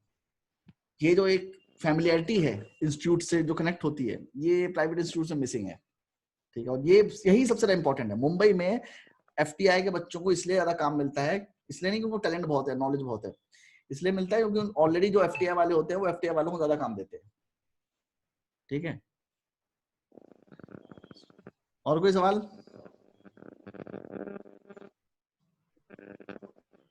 हेलो। हाँ हेलो सतीश जी, सतीश सर। हाँ सर वो मुझे एडिटिंग से रिलेटेड आपसे क्वेश्चन पूछना था। एक्चुअली मैंने लॉकडाउन में कुछ शॉर्ट फिल्म बनाई थी, और by the help of Adobe Premiere Pro ये सॉफ्टवेयर यूज करके। लेकिन मेरा क्वेश्चन है कि अभी एडिटिंग लर्न करने के लिए मुझे कोई इंस्टीट्यूट ज्वाइन करना होगा, या फिर मैं डायरेक्ट ऑनलाइन कोर्सेज करके किसी स्टूडियो पर अप्रोच कर? तुम कह रहे हो तुम्हें बेसिकली एडिटिंग सीखनी है? नहीं, एडिटिंग सीखनी है, और डे बाय डे मैं लर्न कर रहा हूँ फ्रॉम ऑनलाइन प्लेटफॉर्म समवेयर, इस तरह मैं कर रहा हूँ। तो मैंने अपना काम जो है वो एडिटर्स के, बहुत सारे एडिटर्स को मेल भी किया है। एक एडिटर्स ने मुझे रिस्पांस किया था कि एज अ इंटर्न अगर मेरा कोई प्रोजेक्ट स्टार्ट होता है तो तुम ज्वाइन कर सकते हो, लेकिन कुछ पॉजिटिव होता ना सर एक तरह का, वो रिस्पांस नहीं आया है। क्योंकि एडिटिंग में यार अभी पैसा नहीं है ना, बिल्कुल एडिटिंग में काम भी नहीं लोगों के पास। मेरी एक जानने वाले ने आज से 5 साल पहले एक पूरा स्टूडियो खोला था 4 करोड़ रुपए लगा के, चला ही नहीं, बंद हो गया। यशराज के सामने खोला था। क्योंकि एडिटिंग का काम जो है ना, जब मैं मुंबई गया था, जब एडिटिंग सेटअप कोई खरीदता था या DI का सेटअप खरीदता था, तो पता है वो हार मंगाए जाते थे, पार्टी होती थी। उसके पीछे कारण ये था क्योंकि एडिटिंग सेटअप 40-40 लाख का आता था। अभी सर 50 लाख के सिस्टम में तो लोग एडिट कर रहे हैं, तो एडिटिंग अभी सस्ती हो गई। iMac खरीद लो, उस पर एडिटिंग पूरी पिक्चर एडिट हो जाती है, तुम समझ रहे हो। तो एडिटिंग का काम है ही नहीं वहां पे मुंबई में, इसलिए फोन का रिस्पांस नहीं करते हैं। And you have to now, अगर तुम्हें एडिटिंग में काम चाहिए तो उसका बेस्ट तरीका ये है कि तुम अपना एडिटिंग शो रील बनाओ एटलीस्ट 10 मिनट का, कि मैंने ये एडिट किया है। Only then you will get some editing work. Editing में अगर पैसा है किसी फील्ड में तो वो टीवी में है, क्योंकि टीवी में काम आता है। पर टीवी में भी जिनके घर पे मैं रुका था मुंबई में, वो रोते रहते थे क्योंकि वो अपना घर से टॉवेल टूथब्रश सब लेके आते थे, क्योंकि उन्हें पता नहीं होता ना वापस कब आ रहे हैं। वो उतने छोटे से स्टूडियो में 5-5, 6-6 दिन पड़े रहते थे, वहीं बाथरूम जाते थे, वहीं नहाते थे, वहीं सब कुछ करते थे। और जब आते थे और 4-4, 5 महीने बाद कभी अगर प्रोड्यूसर भाग गया तो बड़े आंसू निकलते थे उनके। मतलब मेरे सामने तो भैया फूट के रोए हैं कि मतलब उनके 4-5 लाख रुपए लेके भाग गया, क्योंकि बंदे उन्होंने 5-6 महीना काम किया था एक प्रोड्यूसर के लिए, एक टीवी सीरियल के लिए, और प्रोड्यूसर पैसे नहीं दिया, भाग गया, फोन ही नहीं उठा रहा था उसका। तो एडिटिंग जो है बहुत डाइल्यूटेड फॉर्म हो चुका है इस वक्त, because everyone is editing right now, everyone has become an editor. पहले ऐसा नहीं था। ठीक है, so I would suggest you, practical method से बता रहा हूँ। ठीक है, इसमें कुछ भी वैसी बात नहीं है कि मैं तुम्हें फर्जी मोटिवेट करूँ, प्रैक्टिकल चीज बता रहा हूँ। एडिटिंग में पैसा नहीं है, VFX में पैसा नहीं है। ठीक है, जिस कंपनी ने लाइफ ऑफ पाई बनाई थी, वो किया था, उसका क्या कहते हैं, VFX किया था, जब उसको ऑस्कर मिला था, ऑस्कर मिलने के 6 महीने बाद ही वो कंपनी बैंकरप्ट हो गई थी, because there is not much work in editing and VFX। अगर तुम प्राइम फोकस की वेबसाइट पे जाओगे, they are always looking for rotoscope artist और सम काइंड ऑफ, बिकॉज लोग टिकते नहीं वहां पे। It's a boring job and not paid much, पैसा मिलता नहीं ज्यादा, है ना। सो एडिटिंग पे हाँ सर, आप ठीक है एडिटिंग पे एज अ करियर बनाने का मत सोचो। ठीक है, और अगर तुम्हारे पास कोई ऐसा एडिटर मिल जाता है जिसने बहुत काम किया हुआ है, उसको असिस्ट करने का मौका मिल जाए, तो वो तुम्हें पहले तो 6 महीना पीछे बैठाएगा अपने, तो पीछे बैठ के देखो, वहां से तुम्हारा करियर अच्छा जा सकता है, बिकॉज उसके कनेक्शंस हैं, तुम्हें काम मिलेगा, ठीक है। पर इंडिपेंडेंट फ्रीलांस करोगे तो it's very difficult in Mumbai. Everyone has become an editor. जिसके बाद मैकबुक प्रो है वो एडिटर है इस वक्त, ठीक है sir. Okay sir, thank you so much sir. और कोई सवाल पूछो। हेलो। हाँ हेलो। हेलो नमदीप, तुम्हारा वो चला क्या माइक? नहीं चल रहा। हेलो। और कोई सवाल पूछना चाहता है? हेलो। हाँ हाय सर। Hi sir. हाँ good evening sir. Good evening. So मेरा क्वेश्चन ये था कि like ad film making industry में हम कैसे अप्रोच करें, because I am doing film making. मैं फिल्म स्कूल में बॉम्बे में रहता हूँ। सो बट मुझे लाइक मैंने आपके सारी वीडियोस देखे हैं, मैं उसको फॉलो भी कर रहा हूँ, बट मुझे ये जानना था कि एड में जो एड के लोग जो काम करते हैं तो वो किस तरीके से अप्रोच करेंगे, लाइक अगर किसी को एड में काम करना है। मतलब एड में क्या एजेंसी में काम करना है, प्रोडक्शन हाउस में काम करना है? प्रोडक्शन हाउस में। बहुत आसान है, पत्थर खींचिए मारो मुंबई में, जहाँ गिरेगा वो एड प्रोडक्शन हाउस है, ठीक है। भरे हुए एक्चुअली मैंने बहुत सारे एड एजेंसी में लाइक मेरी जो मैंने जो है सीवी भेजा हुआ था, बट दे डिडंट रिप्लाई, कुछ आया नहीं रिप्लाई उनके तरफ से। नहीं आएगा वो। हाँ सो लाइक मैं ये पूछ रहा था कि प्रोडक्शन हाउस में जाके उनके ऑफिस में जाके मतलब किस तरीके से हम अप्रोच कर सकते हैं? कुछ नहीं होगा, काम करना है तब भी कुछ नहीं होगा। प्रोडक्शन हाउस में तुम्हें डायरेक्टर प्रोड्यूसर कोई मिलेगा नहीं, भाई चपरासी मिलेगा जो बकबक करेगा तुमसे, ठीक है। जो बेस्ट तरीका है एड फिल्म प्रोडक्शन हाउस में घुसने का, वो पता है क्या है? अपना फेसबुक प्रोफाइल खोलो, ठीक है। उसमें अपने डिस्क्रिप्शन डाल दो कि मैं फिल्म मेकर हूँ, डायरेक्टर हूँ, राइटर हूँ, ठीक है। जो तुम्हारा कवर पेज है उसमें कोई फिल्म मेकिंग वाली चीज डालो, कवर पेज, ठीक है। फोटो तुम्हारी बहुत अच्छी होनी चाहिए, कूल होनी चाहिए, कूल, ठीक है। ऐसा नहीं जो फर्जी फोटो डाल दी, कुछ कूलनेस होनी चाहिए तुम्हारी प्रोफाइल फोटो में, ठीक है। ये 3-4 चीजें ध्यान रखो, ठीक है। उसके बाद अपनी फोटोज, जो बाकी फोटोज है, जो कूल अच्छी फोटोज हैं तुम्हारी वैकेशन वाली या ऐसी वैसी, उनको पब्लिक कर दो कि पब्लिक देख सकती है। बाकी जो घर वाली फोटोज है उनको सबको ऐसा कर दो कि प्राइवेट कर दो कि तुम्हारे जो फ्रेंड्स है वही देख सकते हैं उसको, ठीक है। लाइक मुझे कैमरे के पीछे काम करना है, कैमरे के आगे। मैं बता रहा हूँ पहले प्रोसेस समझ, मैं तो बता रहा हूँ एड प्रोडक्शन में घुसते कैसे। मैं तुम्हें चाणक्य नीति बता रहा हूँ, ठीक है। मैं जो तरीका बता रहा हूँ तुम ट्राई करते रहोगे, तुम नहीं घुस पाओगे अंदर, पर जो मैं तरीका बता रहा हूँ तुम तुरंत घुस जाओगे। पूरी बात सुनो, समझ में आएगा। तो जो फेसबुक वाली चीज बताइए ये करनी है तुम्हें, ठीक है। फिर एटलीस्ट 20-30 एड फिल्म्स के बारे में उनको शेयर करो और तारीफें लिखो उनकी, ठीक है।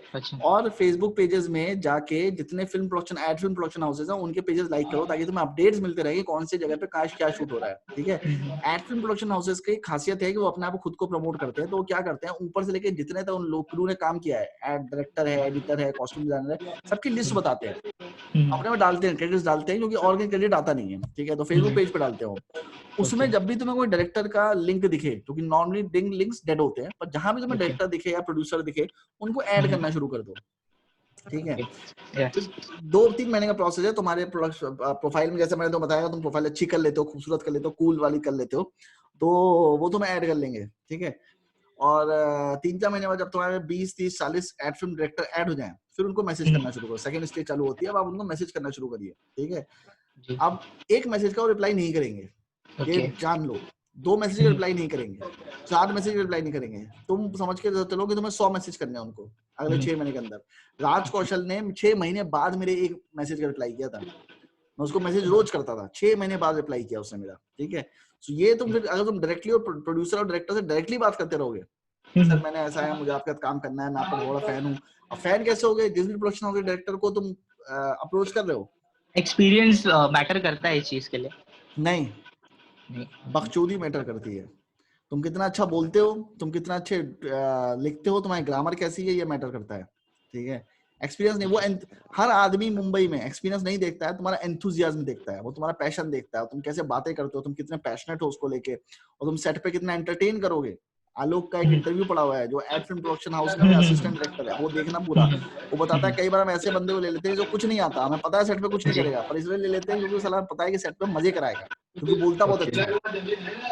You have to be good speaker, you have to be entertaining। 50,000 jokes याद कर लो, जितने दिन में बैठ के जोक्स पढ़ा करो ताकि सामने वालों को हंसाओ। उनको पता है तुम्हारे साथ काम करने को, ऐसे उठा लेंगे तुमको, ठीक है। तो ये तरीका है एड फिल्म प्रोडक्शन में घुसने का सही वाला। बाकी आइडियल तरीका ये है कि मेल करते रहो, रिस्पॉन्स नहीं आएगा पर। हाँ मैंने बहुत सारे मेल्स किए बट कुछ कुछ आया नहीं रिस्पॉन्स। नहीं रिस्पॉन्स नहीं आया। रिस्पॉन्स डायरेक्टली अप्रोच करना पड़ेगा, उनको डायरेक्टली हिट करो। वो कोई राजकुमार हिरानी तो है नहीं कि अपना फोन ऑफ करके बैठे या 4 लोगों को ले रहे हैं, उनके तो एड चलते रहते हैं। सो उनको डायरेक्टली फेसबुक पे अप्रोच करो and that's how you will get the work. और किसी ने टीवी किया है, मतलब टीवी में एज अ डायरेक्शन में काम किया है, तो फिल्म में काम उन लोगों के लिए इजी होता है या फिर नहीं वो उनको फिर से वो जीरो से स्टार्ट करना पड़ता है? गलत दृष्टि से देखा जाता है। टीवी वालों को देखा जाता है उनको कुछ आता नहीं है और वो बेकार काम करते हैं। तो फिल्म में घुसना एकदम ही अलग होता है। पर मैं था 6 महीना बालाजी में, तो मैंने बहुत सारी चीजें वहाँ पे देखी। ऑब्जर्वेशन भी सबसे इम्पोर्टेंट जो चीज मैंने देखा वहाँ पे, ऑब्जर्वेशन के किस तरीके के लोग हैं, किस तरीके से काम हो रहा है वहाँ पे। तो मुझे 1 महीना 2 महीना तो ठीक लगने लगा, फिर वो रेगुलरली वही चीज, वही कॉल टाइम पे जाना आना, सो मैं बहुत इरिटेट हो गया था। इरिटेट हो गया था। फिल्म वाले लोग पसंद नहीं करते टेलीविजन वालों को, ठीक है। तो ये मुश्किल है कि अगर तुम टेलीविजन करे हो तो फिल्म में जाना थोड़ा सा मुश्किल होता है, पर एक्सपीरियंस है तो कई बार लोग बुला भी लेते हैं। अच्छा है बालाजी का एक्सपीरियंस मेरे पास, बड़ा प्रोडक्शन हाउस है, तुम्हें बहुत काम मिल जाएगा वहाँ पे। इवन अगर तुम्हें पैसा ही कमाना है, शशि सुमित प्रोडक्शन हाउस चले जाओ। बालाजी में 4-6 महीना काम किया तो मैंने शशि सुमित प्रोडक्शन हाउस में भी मैंने भेजा हुआ है सीवी, बट सीवी नहीं, वहां तो डायरेक्टली जाना पड़ेगा। ओके, वहां डायरेक्टली जाओ, बात करो, सीधे हो जाएगा वहां पे, ठीक है। और कोई सवाल? Sir thank you so much. Sir मेरा एक सवाल था। हाँ पूछो। सर जैसे कि मैंने रोहित शेट्टी सर जो है उनके इंटरव्यू में सुना है कि जब उन्होंने शुरुआत की थी अपनी डायरेक्शन की, तब उनके पास उतने पैसे थे नहीं जब वो असिस्टेंट थे। बट आज के टाइम पे उनका प्रोडक्शन हाउस कैसे खुल गया और 100 करोड़ की फिल्म में कैसे प्रोड्यूस कर रहे हैं? देखो यार, मुंबई में ना आधे लोग झूठ बोलते हैं। तुम्हें पता है रोहित शेट्टी किसका बेटा है? शेट्टी करके एक विलन था जी सर, 30 साल काम किया उसने इंडस्ट्री में, उसका बेटा है वो। ऑलरेडी पैसे थे, ऑलरेडी फिल्म इंडस्ट्री में सबको जानता था वो, उसको जरूरत ही नहीं थी किसी चीज की। सारे प्रोडक्शन हाउस वाले जानते थे उसको, सारे ये सब दोस्त थे उसके। अजय देवगन सब बचपन के दोस्त हैं उसके। वो बोलता है फर्जी। शेट्टी का बाप action director, actor, Ajay Devgan का बाप एक्शन डायरेक्टर, वो दोस्त थे बचपन से। तभी तो उसकी पहली फिल्म जमीन में उसने अजय देवगन को लॉन्च किया। शेट्टी ने अमिताभ बच्चन से कितनी फिल्में करी, डॉन करिए, ये करिए, अभिषेक बच्चन से डायरेक्टली कॉन्टेक्ट थे। तो वो सब कहानियां हैं कि पैसे नहीं थे, ये नहीं था, घर बिक गया था, ऐसा हो गया था, वैसा हो गया था। ये कहानी वहां पे बहुत लोग सुनाते हैं। 52,000 के रेंट पे रहते हैं, उसके बाद बोलते हैं पैसे नहीं है। मेरा एक दोस्त है, मुझे दिन भर बोलता रहता पैसे नहीं है, पैसे नहीं है, पैसे नहीं। फिर एक दिन फोन करके यार मैंने तीसरी कार ले ली, तीसरी कार, वो कहता है पैसे नहीं है मेरे पास। तो लोगों की डेफिनेशन पैसे नहीं है कि ना बहुत अलग अलग होती है। करण जौहर भी बोलता था कि मेरे पास पैसे नहीं है, पर उसके पैसे नहीं है का मतलब है कि मेरे पास BMW है, मर्सिडीज है, मैं 3 BHK 4 BHK बड़े बंगलों में रहता हूँ, पर यार उतने पैसे नहीं जितना मैं एक्सपेक्ट करता हूँ। अंबानी जितने पैसे नहीं है, ठीक है। तो उस गलतफहमी में मत पड़ो, उस अर्बन लीजेंड में मत पड़ो कि इसने ऐसा बोल दिया, उसने ऐसा बोल दिया। वो स्ट्रगल की कहानी वो तुम्हें इसलिए सुनाते हैं क्योंकि इसको हॉलीवुड के मैनेजमेंट थ्योरी में कहा जाता है ड्रामेटाइज योर आइडियाज। क्योंकि वो तुम्हें बताएंगे कि बहुत ही प्यार से हमने सब कुछ कर लिया, सब कुछ अच्छा आसानी से हो गया, then you won't feel inspired from them. They want to sound enigmatic, and to sound enigmatic you have to talk about your struggles, ठीक है। तो वो सब स्ट्रगल बताते हैं। शाहरुख खान भी अपना स्ट्रगल बताता है, अमिताभ बच्चन भी अपना स्ट्रगल बताते हैं। फिर बाद में पता चलता है सबके पास पैसे थे। तो वो उन सब स्ट्रगल स्टोरीज पे ध्यान मत दो, ठीक है, कि ये नहीं था, वो नहीं था। सबके पास कॉन्टेक्ट्स होते हैं, तभी लोग आगे बढ़ते हैं। Hello sir. हाँ, तो आपने हाई कोर्ट वाले वो लाइन बताए थे, वो एक बार बोल रहा वापस। Copyright at high court Madhya Pradesh या जो भी स्टेट है तुम्हारा, अंडर इंटेलेक्चुअल प्रॉपर्टी राइट्स। मुझे ईवाल के बाद 4-5 प्रोडक्शन हाउस पे जाना है, इसके लोकल प्रोडक्शन हाउस है। हाँ, उसने बुलाया है मुझे। अच्छा, तो जाओ, अच्छी बात है, तो बहुत अच्छी बात है। आपका एक बालाजी टेलीफिल्म्स वाला, ये आईसी इंस्टीट्यूट करके आईसी, हाँ बताया मेरे को, अंधेरी ईस्ट में है। बालाजी टेलीफिल्म्स के अंदर में आता है। हाँ, मत जाना वहाँ पे, उन्होंने बुलाया है अभी। ज्वाइन मत करना। क्यों? मतलब एज अ स्टूडेंट मत ज्वाइन करना। नहीं तो मतलब अभी मेरी ये बात नहीं शॉर्ट माननी है फिल्म तो के लिए काम तो करो, जाऊँ। फेसबुक पे जाके जिन्होंने आइस से किया है कोर्स उनसे जाके बात कर लो। अब लोग आइस जाते क्यों हैं? उनको लगता है कि वहां जाएंगे तो बालाजी उनको वहां से हायर कर लेगा, पर ऐसा कुछ होता नहीं है। वहां से निकलते हैं पैसा वेस्ट करके, कुछ होता नहीं है, डिप्लोमा में लेके निकलते हैं वहां से, कुछ फायदा नहीं होता। ठीक है, तो ये गलतफहमी मुझे भी थी और मैंने भी 1-2 जगह वर्कशॉप्स करी थी इस यार तरीके की। बालाजी के लाइक मैं जो शो कर रहा था ना लास्ट टाइम, तो वहाँ पे बालाजी के 2-3 स्टूडेंट पास आउट थे एंड मैंने उनको पूछा कि आप क्या मतलब कोर्स की क्या देखो ये की तो मैं है, असली बात तो बताएगा। दे सेड लाइक कि हमने एक्टिंग किया है। अब वो मेरे साथ में वो एज अ एडी इंटर्न में काम कर रहे थे। So it was like very strange, वो मेरे को बहुत अजीब लगा कि आपने एक्टिंग कोर्स किया और बालाजी आपको एज अ एडी काम दिलवा रहे हैं। बहुत बेकार लगी मुझे वो चीज। नहीं, मैं आइस के बहुत सारे लोगों को जानता हूँ जो गाली वहां बकते रहते थे मेरे को कि ऐसा होता है वैसा होता है। ठीक है, तो बहुत कम इंस्टीट्यूट है बेसिकली फिल्म लाइन में ना, प्लेसमेंट नहीं होती। तो तुम अगर ये सोच रहे हो कि मान लो प्लेसमेंट हो जाएगी, तो बहुत गलतफहमी है। उस चक्कर में पढ़ना मत कि कहीं से प्लेसमेंट होगी। प्लेसमेंट तुम्हारी सिर्फ एफटीआई और एसआरएफटीआई से होगी, वो भी कॉलेज नहीं कराता है। तुम्हारे ही सीनियर तुमको वहां पे हेल्प करते हैं, उठा के ले जाते हैं तुमको कि चल मेरे साथ लग जा, तू चल मेरे साथ लग जा, तू वैसा होता है। कॉलेज कोई प्लेसमेंट गारंटी नहीं देता और देनी भी नहीं चाहिए, क्योंकि हो ही नहीं सकता वैसे प्लेसमेंट। सर सीट्स भी तो इतनी कम है, लाइक एफटीआई की आई थिंक 12-15 सीट्स होती हैं, तो बहुत लाइक यू नो बहुत वो कंपटीशन बहुत तगड़ा हो जा रहा है उस चीज। यार देखो पता है, बहुत लोग ना बहुत सारे शॉर्टकट्स ढूंढते रहते हैं, पर जो एकमात्र शॉर्टकट है, लोग सिर्फ प्राइवेट ज्वाइन कर लेते हैं। देखो मैंने भी कॉलेज अभी ज्वाइन किया था असिस्टेंट प्रोफेसर। ठीक है, तुम्हें क्या लगता है मैं कॉलेज में जिंदगी बिताने वाला हूँ यहाँ पे? मेरे पास पैसे खत्म हो गए ना, मुझे अपनी फिल्म बनानी है। घूम फिर के फंडा वही है, एक ही फंडा है और कोई फंडा नहीं है। इधर उधर तुम लोग कुछ भी बात कर लो, घूम फिर के फंडा यही है, तुम्हें अपनी फिल्म बनानी पड़ेगी। मैं तुम लोगों को कई बार बोलता हूँ शॉर्ट फिल्म बनाओ, पर मैं तुम्हें सजेस्ट करूंगा अगर अपनी फीचर फिल्म बना सकते हो 1.5 घंटे की, थोड़ा सा एफर्ट करना है, थोड़ा सा आगे बढ़ना है, थोड़ा सा पेन उठाना है। अगर सिर्फ एक फीचर फिल्म बना लो तो तुम्हें कहीं भी कुछ भी प्रोड्यूसर ढूंढने की जरूरत नहीं पड़ेगी, चीजें अपने आप होती जाएंगी। ठीक है, my next goal is to make 4 films in next 2 years। ठीक है, I have no idea how I am going to do it. और लाइफ में से ना अपने हाउ वर्ड जो है निकाल दो, कैसे होगा पता नहीं, करूंगा जरूर। ये मैंने लिख लिया है कि मुझे करना है, कैसे होगा मुझे पता नहीं। So I am doing this YouTube videos as well. I am teaching at this college as well. उसके अलावा मैं अपने courses develop कर रहा हूँ Udemy के लिए। उसके अलावा मैं किताबें लिख रहा हूँ Kindle की, मेरी जो किताब है स्क्रीन राइटिंग वो कंप्लीट हो गई है। मैंने डिसाइड किया कि I will have 7 sources of income so that I can support my dream. And my dream is to make films. मैं stocks में भी हूँ, मैं stock trading भी करता हूँ। ठीक है, it doesn't matter how you do it. What matters is that you do it. Whatever it takes. तुम्हें रात को वॉचमैन का काम करना पड़े, दिन में मैकडॉनल्ड्स से बर्गर बेचना पड़े, कुछ भी करना पड़े, तुम्हें किसी के जूते चमकाने पड़े, it doesn't matter. Whatever it takes to support your dream. कुछ भी करना पड़े। ठीक है, मैं नोएडा में हूँ, वहां पे मैं खाली नहीं बैठता। मैं अभी भी वहाँ 5 बजे सुबह उठता हूँ, अपना किताबें पढ़ता हूँ। मैंने LLB का कोर्स भी ज्वाइन कर लिया साथ में। ठीक है, तो मैं LLB किताबें पढ़ता हूँ, फिर मैं उसके बाद वहां से अपने गोल्स रीड करता हूँ, फिर मैं कॉलेज जाता हूँ। कॉलेज में 3 घंटे पढ़ाई होती है, लेक्चर देना होता है, फिर 3 घंटे मेरे पास खाली होते हैं। वो 3 घंटे मैं फिर अपने कुछ लिखता रहता हूँ या पढ़ाई करता रहता हूँ। मेरे अपने जो गोल्स हैं, वीडियोस देख रहा हूँ, मैं वो सब कर रहा हूँ।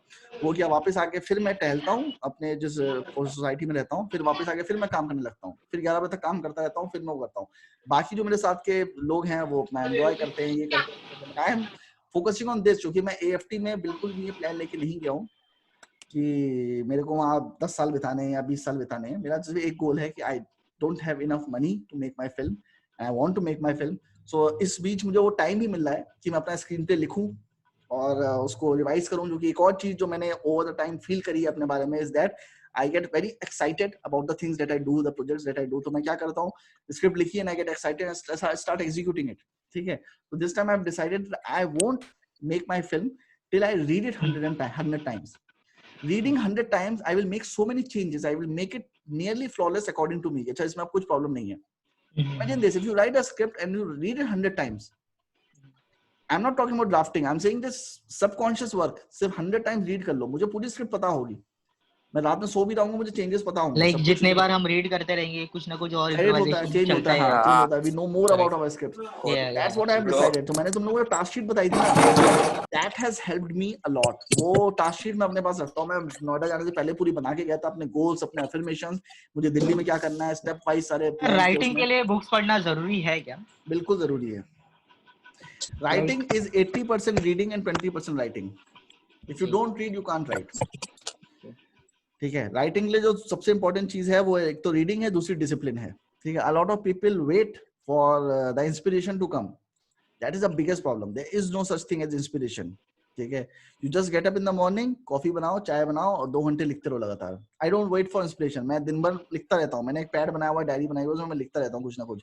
And I have learned this method from Stephen King and other writers जो inspiration के लिए वेट नहीं करते. अब क्या होता है कि हमें लगता है कि पहली बार जब हम लिख रहे हैं तभी वो चीज सेंस बनानी चाहिए. नहीं, ऐसा नहीं होगा. मान लो तुम 100 चैप्टर्स की किताब लिख रहे हो, किसी भी आदमी को ह्यूमनली पॉसिबल ही नहीं है कि उसने पहला चैप्टर लिख दिया फिर वो 100 चैप्टर लिख रहा है 10 20 30 दिन बाद तो उसे याद होगी उसे पहले चैप्टर में क्या लिखा है. वो अपने मेमोरी से जो आ रहा है, मन में आ रहा है, लिखता जा रहा है. सब कुछ अलग अलग है, सारे चैप्टर से कोई कनेक्शन नहीं है. बट जब वो उसे री एडिट करेगा ना, अगेन रीड करेगा, री एडिट करेगा, उसको तीसरी चौथी पांचवी बार पढ़ेगा, every time he will read it, he will start making connections. And that's how the film एक डिस्टिंक्ट ब्लॉक से कोहेरेंट स्ट्रक्चर में डेवलप हो जाएगा. तुम्हारी स्क्रीन प्ले भी ऐसा होगा. तुम स्क्रीन प्ले एक दिन में 100 पेज नहीं लिख पाओगे. 5 सीन लिखे, 10 सीन लिखे, 5 सीन लिखे, 10 सीन लिखे करके तुमने 20 दिन में स्क्रिप्ट कंप्लीट की. And it will be disjointed, it will be disarrayed. कोई कैरेक्टर मैच नहीं कर रहा, कोई सीन मैच नहीं कर रहा. But when you read it eventually consecutively over the time, जब तुम उसे रीड करोगे, चेंजेस करोगे, रीड करोगे, चेंजेस करोगे, ड्राफ्टिंग करोगे, उसमें it will start to make sense. पहली बार में कोई आर्टिकल सेंस नहीं बनाता. You have to start it. But हमारी चाबी की तरह है. किसी को नहीं पता तुम्हारी चाबी की तरह है. कौन है भाई? तुम लोग आ रही है आवाज कि मुझे आ रही है चाबी वाले की? हेलो सिटीज भाई. हाँ, अनुराग कश्यप ने एक बार बोला था कि we used to write 100 pages a day. तो 100 बारे में क्या बोलना है? 100 अनुराग कश्यप का मैंने एक इंटरव्यू देखा था. तो उसने बोला कि he used to write 100 pages a day. हाँ तो स्क्रिप्ट का 100 पेजेस लिखना कोई मुश्किल नहीं है. वो तो मैंने भी लिखे हैं. नॉवेल का लिखना मुश्किल है, ठीक है. Script writing is easy. हो सकता है उसने लिखे हो और लिखे भी होंगे. मैं उस पे, उसके टैलेंट पे मुझे भरोसा नहीं, उसकी आइडियोलॉजी से मुझे प्रॉब्लम है, ठीक है. टैलेंट उसके अंदर बहुत है, बहुत टैलेंटेड है, सब कुछ है, पिक्चर भी बनाता है, सब कुछ है और अपने दम पे बनाता है. प्रॉब्लम उसके आइडियोलॉजी से मुझे है. दूसरी बात ये कि वो टीवी करता था, 3-4 साल उसने टीवी किया. और टीवी में जब तुम काम करोगे तो तुम्हारे डेडलाइन होती है. एंड यू कांट इमेजिन कि जब तुम्हारे सिर पर डेडलाइन और प्रेशर होता है ना, व्हाट यू कैन अचीव. जो मैंने बोला ना, मैंने 100 पेज की स्क्रिप्ट लिखी थी. तो मैंने कैसे लिखी थी मैं बता देता हूँ. तो मैंने सिनॉप्सिस भेजा था किसी को और मुझे पता था प्रोड्यूसर पैसा नहीं भेजेगा. उसने एडवांस दिया था, मुझे लगा था आगे पैसा नहीं भेजेगा. तो उसको सिनॉप्सिस पसंद आया. रात को 9 बजे उसने मुझे बोला कि क्षितिज भाई वो स्क्रिप्ट आप लिख दो इसकी. अब आपने, हाँ सॉरी गलती हुई, मैंने ये बोला था उससे कि मैंने स्क्रिप्ट लिख दी है इसकी, पर भेजूंगा तब जब आप मुझे पैसे भेजोगे. उसने सिनॉप्सिस पढ़ा, उसको बहुत अच्छा लगा. तो मैंने उसको बोला कि मैंने स्क्रिप्ट लिख ली है पर मैं आपको तब भेजूंगा जब आप मुझे पैसे भेजोगे. और मैंने स्क्रिप्ट नहीं लिखी थी. मुझे ऐसा लगता था वो पैसे नहीं भेजेगा, ठीक है. रात को 9 बजे उसने मेरे अकाउंट में पैसे ट्रांसफर कर दिया और बड़ा अमाउंट ट्रांसफर कर दिया, ठीक है. अब मैं क्या बहाना मारता, मुझे उसे तुरंत स्क्रिप्ट भेजनी थी. तो मैंने उसको बोला कि मैंने जो स्क्रिप्ट लिखी है उसमें मुझे थोड़े से चेंजेस करने हैं, तो मैं आपको सुबह तक भेजता हूँ 7 बजे तक. रात भर बैठ के, क्योंकि मैंने स्क्रिप्ट लिखी नहीं थी, वो सिनॉप्सिस मैंने कॉपी किया फाइनल ड्राफ्ट पे, उसको एक्सपेंड किया, उसके जो सीन्स थे उसको बाइफरकेट किया, फिर सीन हेडिंग्स डाली, फिर उसका डायलॉग लिखना शुरू किया. डायलॉग करते करते करते करते मैंने भेजा, थोड़ा लेट हो गया था. 9 बजे सुबह, रात को 9 बजे शुरू किया, सुबह 9 बजे मैंने उनको 107 पन्ने की स्क्रिप्ट भेजी. एंड सरप्राइजिंगली आई थॉट कि वो अच्छी नहीं लगेगी उनको. मैंने क्योंकि 1-2 बार रीड ही किया था उसको, बहुत ज्यादा ड्राफ्टिंग नहीं करी थी उसमें. They loved it.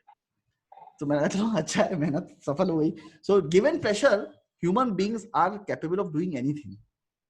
200 पेजेस भी लिख सकता हूँ मैं. अगर कोई मुझे 1 करोड़ रुपए दे और कहे कि रात में तुम्हें स्क्रिप्ट लिखनी है 4 घंटे में, मैं लिख दूंगा, ठीक है. तो problem is that is the problem with the entrepreneurs ना. जब तुम खुद का बिजनेस खोलते हो तो तुम्हें मोटिवेशन नहीं आता है. और जब तुम किसी कंपनी में काम कर रहे होते हो, वहां पे तुम्हें डेडलाइन होती है, तुम्हें ये करके देना है, तुम दे देते हो करके. बट वही काम अगर तुम घर पे बैठे खुद के लिए करना चाहो तो नहीं कर पाओगे. कल को अगर जो मैं आदित्य चोपड़ा बोलता है कि भाई शाहरुख खान है मेरे पास, अनुष्का शर्मा है मेरे पास, और तुम्हें स्क्रिप्ट लिखनी है 2 दिन में स्क्रिप्ट लिख के दो इन दोनों के लिए, मैं तुम्हें 1 करोड़ रुपए दूंगा, तुम लिख दोगे ना. पर अगर तुम खुद की फिल्म बनाना चाहते हो, इंडिपेंडेंट फिल्म, और मैं तुम्हें बोलूंगा स्क्रिप्ट लिखो, तुम कहोगे सर 3 महीने लगेंगे, 4 महीने लगेंगे. अब लिखता हूं मैं, सोचता हूं करके. Given pressure, given time, you can do anything. That is why it is very important that when you write your goals, you put the date. Okay, this is a date when I will finish these things. जैसे आज रात को मैंने decide किया है कुछ अपने बारे में कि आज मैं रात को मैं काम करूंगा, and I will finish that, ठीक है. So keep yourself always under pressure. हां, तो ज्यादातर आर्ट को मतलब 30% देना है और टेक्निकल मैकेनिकल को 70% रखना है. टेक्निकल तुम कभी भी किसी तो अच्छा, ये शब्द मेरे भी नहीं है, ये शब्द रॉबर्ट रॉड्रिगेज के हैं. रॉबर्ट रॉड्रिगेज का एक वीडियो है 10 मिनट फिल्म स्कूल, उसमें उसने यही चीज बोली. उसने कहा technical person can never become creative person, but creative person can always become a technical person. If you are creative, it will take 1 or 2 days to. मैंने एडिटिंग सीखी है 2 घंटे में, लिंडा का एक ट्यूटोरियल डाउनलोड किया, पूरी एडिटिंग सीख गया। पर ये काम क्या कोई टेक्निकल बंदा कर सकता है कि वो पूरी स्क्रीन राइटिंग सीख जाए? मेरा जो 15 साल का स्क्रीन राइटिंग का किताबें पढ़ने का एक्सपीरियंस है, क्या वो टेक्निकल बंदा 2 घंटे में कर सकता है? नहीं कर सकता ना। मुझे डाविंसी रिजॉल्व सीखना है, मैं एक दिन बैठूंगा, एक ट्यूटोरियल निकालूंगा, मैं पूरा डाविंसी रिजॉल्व सीख जाऊंगा, कलर थ्योरी सीख जाऊंगा, मैं अपना खुद का DI सेटअप बना लूंगा, मैं साउंड एडिटिंग सीखनी है, साउंड एडिटिंग सीख लूंगा, पर क्रिएटिव भी सीख पाऊंगा। अब जैसे एडिटिंग सीख लूंगा, पर जिस आदमी को 20 साल का एडिटिंग का एक्सपीरियंस है, उसे पता है इतना फ्रेम भी कितना काटना है और कितना फ्रेम रखना है, उसको बीट नहीं कर सकता। जैसे मेरा एक फ्रेंड है T2 करके, तो वो बहुत अच्छा DOP है, बहुत एड्स करता है, फिल्में करता है, सब कुछ करता है। तो उस आदमी की खासियत ये है कि मैं उसे कोई भी कैमरा पकड़ा दूंगा, उसकी फ्रेमिंग अच्छी है, तो मैं कैमरे का सब कुछ सीख सकता हूँ, अपर्चर, आईएसओ क्या होता है, सेटिंग सब कुछ सीख सकता हूँ, एक्सपोजर कैसे सेट करते हैं, सेंसर कैसे वर्क करता है, सब कुछ सीख सकता हूँ। पर वो जो कॉम्पोजिशन लगाता है वो नहीं सीख सकता। उसके लिए तो टाइम देना ही पड़ेगा मुझे। मैं कितना अच्छा कैमरा चलाना जानता हूँ, मैं सारे ट्रिक्स जानता हूँ कैमरे की, पर वो 1 फ्रेम 2 फ्रेम कितना ऊपर रखना है, कितना नीचे रखना है, वो एडिटिंग में नहीं सीख सकता। मैं जिसने मेरी पहली फिल्म एडिट की थी, उन्होंने बाबुल बागबान फिल्म एडिट की थी, 20 साल का एक्सपीरियंस था, नहीं वुड नो कहाँ पे क्या इंटरचेंज करना है, मोन्टाज स्टोरी पढ़ी होगी तुमने, कहाँ फुटेज आगे पीछे करके किस चीज को अच्छा बना दें। They can do anything, good editors can do magic with editing. तो मैं लगा क्या ही कर पाएंगे उसमें, नहीं, फुटेज को सिर्फ इंटरचेंज करेंगे, वो they will start making sense out of it. That's how मेरा क्वेश्चन है। हेलो सर, सर इधर सर बिफोर टू, हाँ सर बिफोर सर मैं कलकत्ता से हूँ। सर मेरा क्वेश्चन है कि sir being a film maker sir क्या जरूरत है, how to do social media marketing, कैसे फिल्म को प्रमोट करें थ्रू सोशल मीडिया? जरूरी है, क्योंकि अभी समय चेंज हो गया है, ठीक है। अभी सब कुछ OTT प्लेटफॉर्म्स पे आ रहा है, कोरोना ने और भी चीजें चेंज कर दी, तो you have to know a little bit about social media marketing, because if you are going to make your film. कैसे सीख, तो कैसे, मतलब आइडिया तो है, लेकिन उतना डिटेल में, मतलब कैसे अपना मतलब ऑडियंस को। वो है ना, जीसस ने बोला यू सीक यू फाइंड। तो मैं एक कंपनी में काम कर रहा था, वहां पे डिजिटल मार्केटिंग का काफी स्कोप था, तो मुझे भी सीखना था, तो मैंने भी गूगल किया best blogs on social media. तो मेरा क्या रहता है, अगर मुझे कुछ सीखना है तो फिर मैं उसके यूट्यूब पे 100 वीडियो देख लिए, 100 आर्टिकल पढ़ लिए। तो उसमें नील पटेल करके बंदा था, और एक कन्विंस एंड कन्वर्ट करके एक वेबसाइट थी, जिसका एक ओनर था, मैं नाम भूल गया भी उसकी बुक थी, मैंने पढ़ ली थी। तो उसमें उसने बताया था कि वो भी 2007 में इकोनॉमिक रिसेशन के बाद डिजिटल मार्केटिंग में घुस गया था। तो उसके मैंने डिसाइड किया कि जो ब्लॉग्स हैं, मैं 100 आर्टिकल्स दोनों के पढ़ लूंगा, तो जो भी नॉलेज आएगी सो आएगी। तो नील पटेल और उसके मैंने ब्लॉग्स पढ़ लिए, वहीं से मुझे कुछ वीडियो लिंक्स मिले, मैंने उनको देखना शुरू कर दिया। Within 2-3 months, I had more knowledge of digital marketing than the guy who was hired by them as a digital marketing guru, जो लंदन से पढ़ के आया था, उससे ज्यादा नॉलेज हो गई थी मेरे को। तो इंटरनेट पे सब कुछ अवेलेबल है, फ्रीली अवेलेबल है। टॉरेंट का इस्तेमाल करो जितना कर सकते हो, ठीक है। उसमें बहुत सारे लिंडा कोर्सेज पढ़े, यूडेमी कोर्सेज पढ़े, डाउनलोड करो। इवन फ्री courses.org करके वेबसाइट है, उसमें बहुत सारे ट्यूटोरियल मिल जाते हैं, तो वहां से डिजिटल मार्केटिंग समझ जाओगे। बहुत ईजी है, बहुत टेक्निकल नहीं है। इवन अगर तुम्हें थोड़ा सा रीडिंग का शौक है, डिजिटल मार्केटिंग को डमीज या ऐसी कोई करके किताब डाउनलोड कर लो, उस पे मिल जाती है, सॉफ्ट कॉपी पढ़ सकते हो। आईपैड है तुम्हारे पास, नहीं है आईपैड तो उसको मंगा लो, it will be a good investment. Just read one book on digital marketing and you will understand everything about social media marketing, कैसे होता है, डिजिटल मार्केटिंग कैसे होती है, सारी चीजें वर्क कैसे करती है। It's very easy right now, it's in a very premature stage, आगे जाके चीज बढ़ने ही वाली है, कम नहीं होने वाली है। And you need to have the power of it. So if you make a film and you don't know about how to market your film, how will you do it? So basically we are all salesman. Sometimes we sell our talent, and when we sell our talent, we are the products. But if we make the product, then we have to sell that product. But we always need to know how to market it. Exactly. If you don't know how to market it, we'll never be successful. और ये चीज ध्यान रखो कि तुम में से बहुत सारे गलतफहमियां हैं जो मुंबई फिल्म इंडस्ट्री में फैली हुई हैं सबके दिमाग में, कि उसने स्ट्रगल किया, इसने स्ट्रगल किया। किसी ने जो सक्सेसफुल है वहां पे कोई स्ट्रगल नहीं किया है, ठीक है। तो तुम लोगों को कोई नहीं जानता वहां पे। जो मुंबई में लड़के ऑलरेडी रह रहे हैं, जो फिल्म लाइन में जाना चाहते हैं, उनके लिए वहां पे इजी है, क्योंकि उन्हें रेंट नहीं देना पड़ता, खाना नहीं सोचना पड़ता, ये सब चीजें नहीं करनी पड़ती। तुम्हें वो सब सोचना पड़ेगा। हर महीने एक इलेक्ट्रिसिटी का बिल आएगा, हर महीने पानी का बिल आएगा, मेंटेनेंस का नाटक होगा। तुम लोग यूपी से हो तो एक वो मराठी वाला चीज भी होता है, तो वो भी होगा तुम्हारे साथ, ठीक है। तो ये सारी चीजें तुम लोग को झेलनी पड़ेंगी। उसके बाद तुम्हें कन्वेंस देखना पड़ेगा, फिर घर से जो प्रेशर आता है वो अलग प्रेशर आएगा, शादी का प्रेशर आएगा, घर से 50 चीजें होंगी तुम्हारे साथ। फिर देन तुम्हारे ड्रीम्स हैं, फिर तुम्हारे ड्रीम्स ब्रेक भी होंगे। तुम सेट पे जाओगे, तुम किसी एक्टर को देखोगे, तुम्हें लगे ठीक है, डायरेक्टर से मिलोगे, जैसे मेरे साथ अनुराग कश्यप से मिला, देन ड्रीम्स ब्रेक हुए, क्योंकि उसी को फॉलो करते हुए मैं वहां तक गया था। जब मैं मिला इन लोगों से, तो कहीं आपके ड्रीम्स ब्रेक होते हैं, आपको लगता है शूटिंग इस तरह से नहीं होती, आइडलाइज तरीके जिस तरह से आप पढ़ के आए हो, आपने हजारों किताबें पढ़ ली, आपको लगता है शूटिंग इसी तरह से होती है, पर उस तरह से नहीं होती, वहां पर अपोजिट वे में चल रहा है। कई बार पता चलता है डायरेक्टर को पता ही नहीं क्या शूट करना है, कई बार पता चलता है प्रोड्यूसर के पैसे नहीं है, कई बार पता चलता है कि वो लोग उतने एथिकल भी नहीं है। आप जाओ सेट पर, पता चलता है मनोज बाजपेयी उतना एक्टिंग उस तरह से लेता ही नहीं है। किसी एक्टर को आप बहुत एडमायर करते हो कि वो तो पागल हुआ एक्टिंग के लिए, सेट पे आकर पता चलता है कि वो तो लड़कीबाजी और दारूबाजी में लगा हुआ है, उसको एक्टिंग से मतलब ही नहीं है, पर जब परफॉर्म करता है अच्छा परफॉर्म कर देता है क्योंकि उसे प्रैक्टिस की हुई है 20 साल के लिए उसमें। तो ये गलत, मैं मनोज वाजपेयी का नाम ऐसे ही ले रहा हूँ, उसका काम नहीं किया मैंने, ऐसे बता रहा हूँ कि एक एक्सपीरियंस आदमी जैसे जिसने 20 साल उस चीज करी है, जब आप सेट पे जाते हो आपको पता चलता है is not concern about acting, is concern about other thing. पर क्योंकि उसने 20 साल उस एक्टिंग की प्रैक्टिस की है, तो जैसे ही कैमरा ऑन होता है वो अच्छी परफॉर्मेंस दे ही देता है। So he is not an ideal person to follow, and that's where your myth starts to break, that people are not perfect, and for 6 months or 1 year or 2 years you remain demotivated because the world is imperfect, and then you start to accept it. जो मेरे साथ हुआ, I started coming to terms with it. Okay, the world is like this, I'm not here to change the world, I'm not here to make amends to कि film industry ऐसे work करनी चाहिए, वैसे work करनी चाहिए, ऐसी फिल्में ही बननी चाहिए, वैसी फिल्में बननी चाहिए. You get over this fact and then you realize कि there's only one thing, and that is money. Exactly. दोनों फिल्में पैसों की वजह से रुकी. If I had money, I would have made my third film. ठीक है, अनन्या पांडे के पास पैसा है, वो अपने आप को लॉन्च कर सकती है. एक गांव की लड़की जो बहुत खूबसूरत है, उसने सालों थिएटर किया, वो अपने आप को लॉन्च नहीं कर सकती, उसको मीडिया दुनिया कभी नहीं जानेगी. अगर तुम्हारे पास 20,000 रुपए है, तो हमने अपनी शॉर्ट फिल्म के 20,000 रुपए फेसबुक मार्केटिंग में डाल दिया, तुमने अपनी टारगेट ऑडियंस सेट कर दी, तो वो पिक्चर 20,000 रुपए में सिर्फ 10 लाख लोगों तक भी पहुंच जाती है. तुम्हारी पिक्चर में व्यूज मिल जाएंगे, लोग पहचानने लगेंगे, तुम्हें काम आने लगेगा. सिंपल फंडा है ना.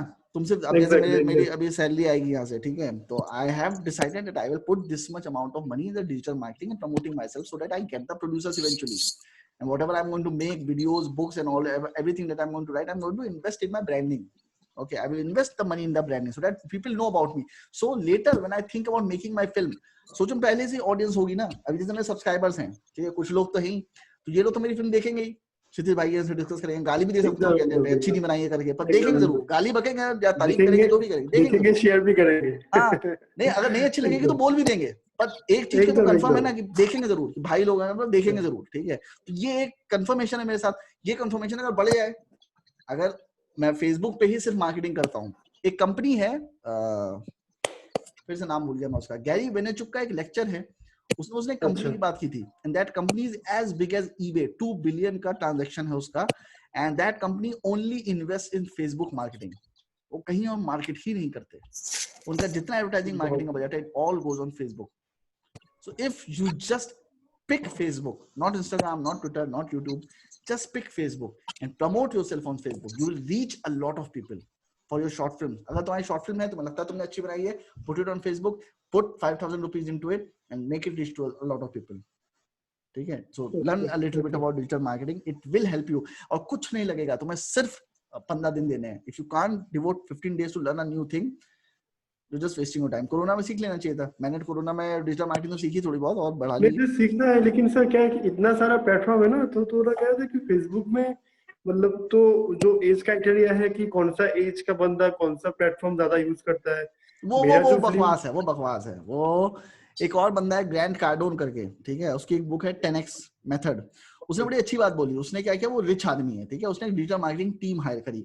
उन्होंने उसको बोला कि सर आप ना सुबह 9 बजे लोग ऑफिस जाते हैं, उस टाइम ट्वीट करो. ठीक है, वो ट्वीट कर रहा है उस टाइम पे. ठीक है, उसे बोलते हैं सर 6 बजे लोग वापस आ रहे हैं, उस टाइम पे ट्वीट करो, this is a high traffic zone. उसने उस टाइम पे ट्वीट किया, एंड ही सेड कि आई फॉलोड दैट स्ट्रक्चर. उनको मुझे बताते थे स्टैटिस्टिकली ये टाइम हाई है, ये नीचे है, वो नीचे, ऐसा वैसा करके. एंड ही सेड कि I followed that structure for 3 months and still I was frustrated more than the traction I was developing. And then he fired them all. And he said कि I will tweet whenever I like to tweet. अगर मुझे एक tweet के बाद 1 second बाद लगता है मुझे ट्वीट करना, मैं करूंगा. ठीक है, and he kept on tweeting, and he became a Twitter celebrity. ठीक है, the idea is do not focus on that thing. वो जो टाइम वाला जोन है ना, वो बहुत गड़बड़ है. क्योंकि जो अच्छा, इसमें उनकी गलती नहीं है जो डेटा एनालिटिक्स में काम करते हैं. जैसे बहुत लोग जानता हूँ डेटा एनालिटिक्स में काम करते हैं, उनका काम ही यही है. They think in numbers, they think in statistics, they try to find that zone and all this kind of thing, but the thing doesn't work that way.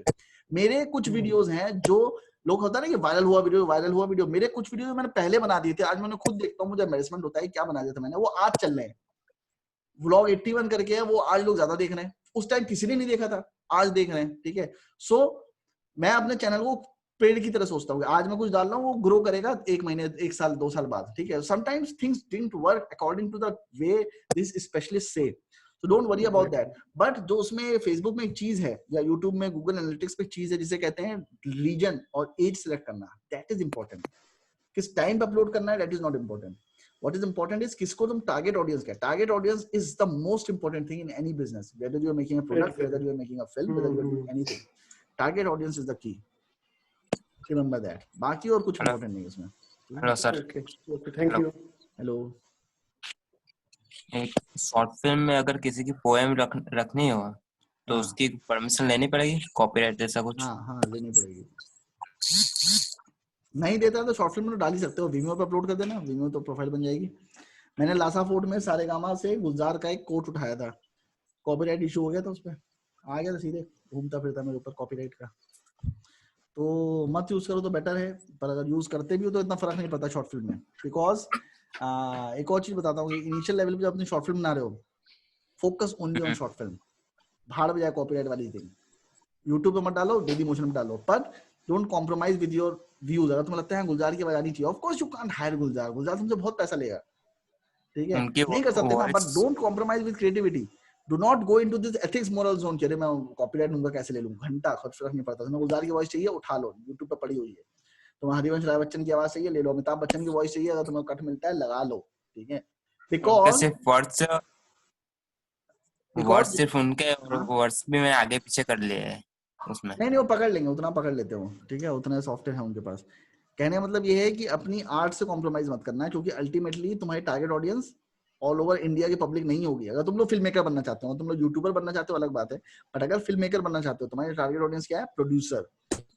अगर तुम्हारी क्रिएटिविटी से, भले ही तुमने उठा के 10 रुपए डाली है, but if they are impressed with your creativity, they will give you more work और money to make your next film. That is more important than impressing every person of India, ठीक है. सर आप hi sir, wish to hear. Sir आपने कहा कि आपको अनुराग कश्यप की ideology से प्रॉब्लम है, मतलब इसको थोड़ा एक्सपैंड करेंगे आप? किस नहीं यार, उसको मैं एक्सपैंड नहीं करूंगा, क्योंकि वो मेरा पर्सनल है, ठीक है. मैं उससे मिला हूँ और पर्सनल एक्सपीरियंसेस मैं शेयर नहीं करना चाहता. और दूसरा आइडियोलॉजिकल जो चीजें हैं, जो रिलीजियस चीजें और जो पॉलिटिकल आइडियोलॉजी होती है, इन सब चीजों को लेके उस पे जरा बहस नहीं करनी चाहिए, ठीक है. उसकी आइडियोलॉजी जो मुझे नहीं पसंद है वो ये है कि पहले तो वो जो मैं जनरल आइडियोलॉजी बताता हूँ, बहुत सारी प्रॉब्लम्स है मुझे. तो जनरल आइडियोलॉजी ये है कि वो लोगों को मिसलीड करता है जीरो फिल्म मेकिंग के नाम पर, ठीक है. दूसरा, वो पहले थूकता है लोगों के ऊपर, फिर उसी को जाके चाटता है. अमिताभ बच्चन को गाली देगा, फिर उसके बाद काम करेगा. तो उसकी जो आइडियोलॉजी है ना, वो बहुत ही पैल्पेबल है. वो करण जौहर को गाली देगा, फिर उसके बाद काम करेगा, फिर आदित्य चोपड़ा को गाली देगा, फिर साथिया में उसके बाद काम करेगा. दिस इज हिज प्रॉब्लम कि वो अटेंशन सीकर है बहुत ज्यादा, ठीक है. So I used to think that he was intellectual before I met him and remet him. मैं तो कई बार मिला हूं, तो जब तक मैं मिला नहीं था, और जब मैं उसके उन लोगों से मिला जो उसके ऑफिस में काम करते हैं, और वहां पे वो होता नहीं, ज्ञानी आदमी होता है जो बैठे बैठे ज्ञान देता रहता है पर मदद नहीं करता आपकी, तो वो वैसा हो चुका था, ठीक है. तो वो किसी मदद नहीं करता. तो वहां पे बांग्लादेश से फिल्म मेकर आते थे. मैं गया हूँ अनुराग कश्यप के ऑफिस कई बार, तो वहाँ बांग्लादेश से कोई डायरेक्टर आया हुआ है, कोई और आया हुआ है, कोई और आया हुआ है, तो अनुराग कश्यप ज्ञानी बातें करता है, वो किताबें बहुत पढ़ता है, पर किसी की मदद नहीं करता वो, ठीक है. So this is what I disliked about him, कि he never supported his own assistant directors, जिन्होंने उसको 10-10 साल दिए, ठीक है. बट सर उनके बारे में कहा जाता है कि जैसे उन्होंने बहुत सारे न्यूकमर्स को भी लॉन्च किया है, उसके अलावा उसने अमिताभ बच्चन को भी लेके बताया कि कहीं ना कहीं क्योंकि वो चुप रहते हैं पॉलिटिकली, बॉम्बे वेलवेट में कौन न्यूकमर था? बॉम्बे वेलवेट में कौन सा न्यूकमर था? I mean I am talking about ये जो जितनी भी उसने अगली हो गई या गैंग्स ऑफ वासेपुर या जितनी, तो मैं वही पूछ रहा हूं ना, बॉम्बे वेलवेट में कौन सा न्यूकमर था? जब तुम्हारे पैसे आए तो तुमने किसी को लॉन्च नहीं किया. जब तुम्हारे पैसे नहीं थे तो बेसिकली यू आर एक्सप्लॉइटिंग ना. तुम्हारे पास जब पैसे नहीं होते तुम उठाते हो लोगों को, वो तो कोई भी करता है, वो तो मैं भी करता हूँ. तो मैं भी बोलूं मैंने दोनों फिल्म अननोन लोगों को लिया है, पैसे ही नहीं थे ना देने के लिए. जब पैसे हो और तब तुम ये डिसीजन लो कि मैं अननोन लोगों को लॉन्च करता हूँ, तब मानूंगा ना आपको. आपके पैसे हैं तब आपके गैंग्स ऑफ वासेपुर में पैसे नहीं थे तो आपने नवाज को उठा लिया, इसको उठा लिया, उसको उठा लिया आपने, ठीक है. मनोज वाजपेयी आपका दोस्त था, 10 साल बाद आप उसने फोन किया, भाई आ जाओ, मेरे पैसे नहीं है पिक्चर बनाने के, because no one was investing in Gangs of Wasseypur. जब आपके पैसे आए तो आपने रणबीर को उठाया, अनुष्का को उठाया, करण जौहर को उठाया, और साथ में जितनी क्रू कास्ट देखो, के मेनन, सब नोन एक्टर्स उसमें, कौन अननोन है उसमें. फिर जब पैसे खत्म हो गए तो आपने अगली बनाई, फिर उन लड़कों को उठाया, विनीत को उठाया, जो कि कोई पैसा लगाने वाला नहीं था.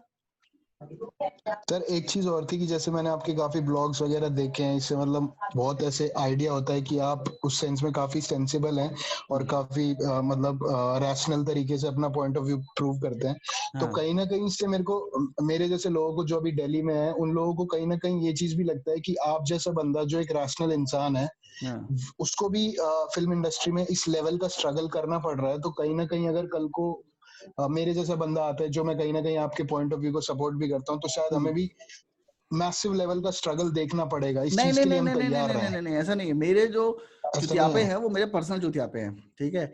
मैंने कुछ आइडियोलॉजी बना ली थी, मुझे ऐसी गलतफहमी थी कि बहुत नॉलेज मेरे पास होगी तो मैं सक्सेसफुल हो जाऊंगा, क्योंकि मैंने ऐसा किताबों में ही पढ़ा था कि बहुत नॉलेज तुम्हारे पास, तुम बहुत मेहनत करते हो, तुम सक्सेसफुल हो जाओगे।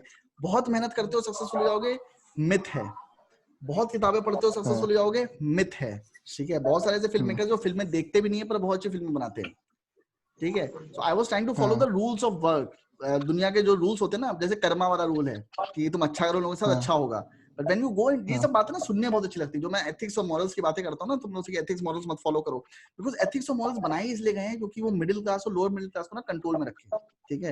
ये हिस्टोरिकल चीजें हैं। तो आप उनको सच मान लेते हो, बचपन से आपके माँ बाप आपको सारी चीजें बताते हैं, बेटा पैसे के पीछे मत भागना। जब आप मुंबई जाते हो, आप 5-6 साल पैसे के पीछे नहीं भागते हो और आप भिखारी हो जाते हो, एंड देन यू रियलाइज कि हर कोई तो पैसे के पीछे भाग रहा है, what is wrong with that, and then you try to figure it out, and then you realize कि money is the most important thing, but no one is saying it. Why? Because it doesn't sounds good.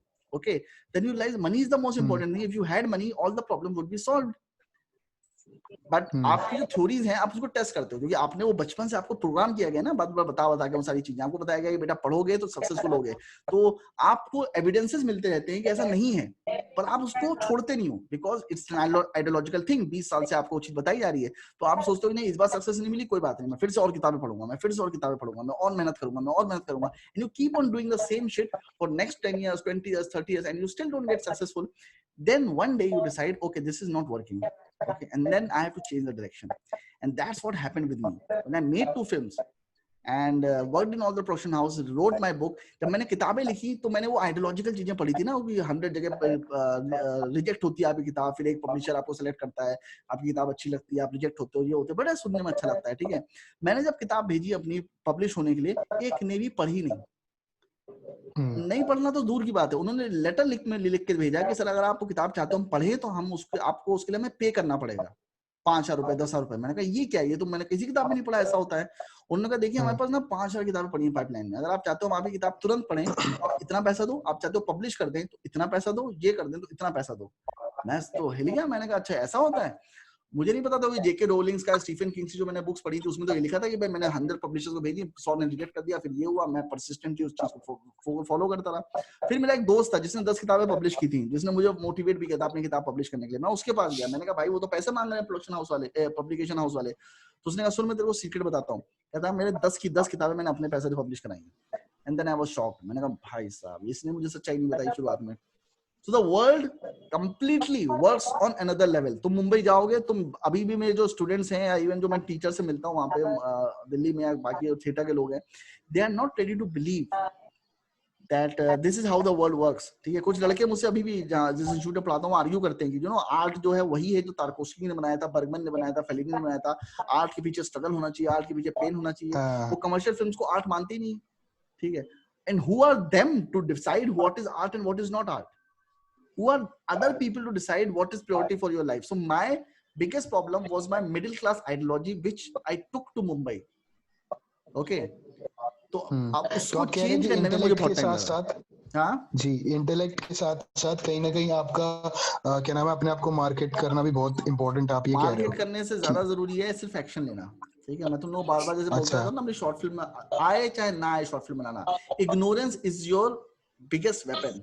When you don't know how to make a film, you will make the film. But if you know how to make the film, that won't help you actually. That will become an obstacle. अगर तुम्हें पता है camera इस तरह work करता है तो तुम्हें लगेगा इतनी लाइट तो मुझे चाहिए, इसलिए लाइट के बिना मैं शूट ही नहीं कर सकता। तो जब तुम्हें लाइटिंग और कैमरे की नॉलेज ही नहीं है तो तुम शूट करो तो फर्क ही क्या पड़ेगा, ठीक है। Once you get the knowledge of lighting तो तुम्हें लगेगा अगर मेरे पास तीनों नहीं है तो लुक ही नहीं आएगा उसका, and then you will be sitting eternally for that. जैसे अभी मेरे साथ जो सबसे बड़ा ऑब्स्टेकल वो है कि मैं अपनी फिल्म को इमेजिन नहीं कर पाता यार, मुझे वो कैमरे का लुक चाहिए, मुझे वो डीआई का लुक चाहिए, मुझे इतना लाइट चाहिए, मुझे ऐसे एक्टर चाहिए। मैं जैसे नए लोगों के साथ मैंने पहले फिल्म बना दी थी, वो मेरे लिए बनाना थोड़ा मुश्किल है, ठीक है, मुझे लगता है मुझे परफॉर्मेंस चाहिए, तो उस ऑब्स्टेकल से भी मैं जूझ रहा हूँ, जिससे मैं निकल जाऊंगा इवेंचुअली, ठीक है, बहुत सारी चीजों से निकलता हूँ। बट अभी जो तुम लोग आइडियोलॉजी लेके मुंबई जाओ, वो बिल्कुल भी अपने टीचर्स की या उन सब की आइडियोलॉजी लेके मत जाना।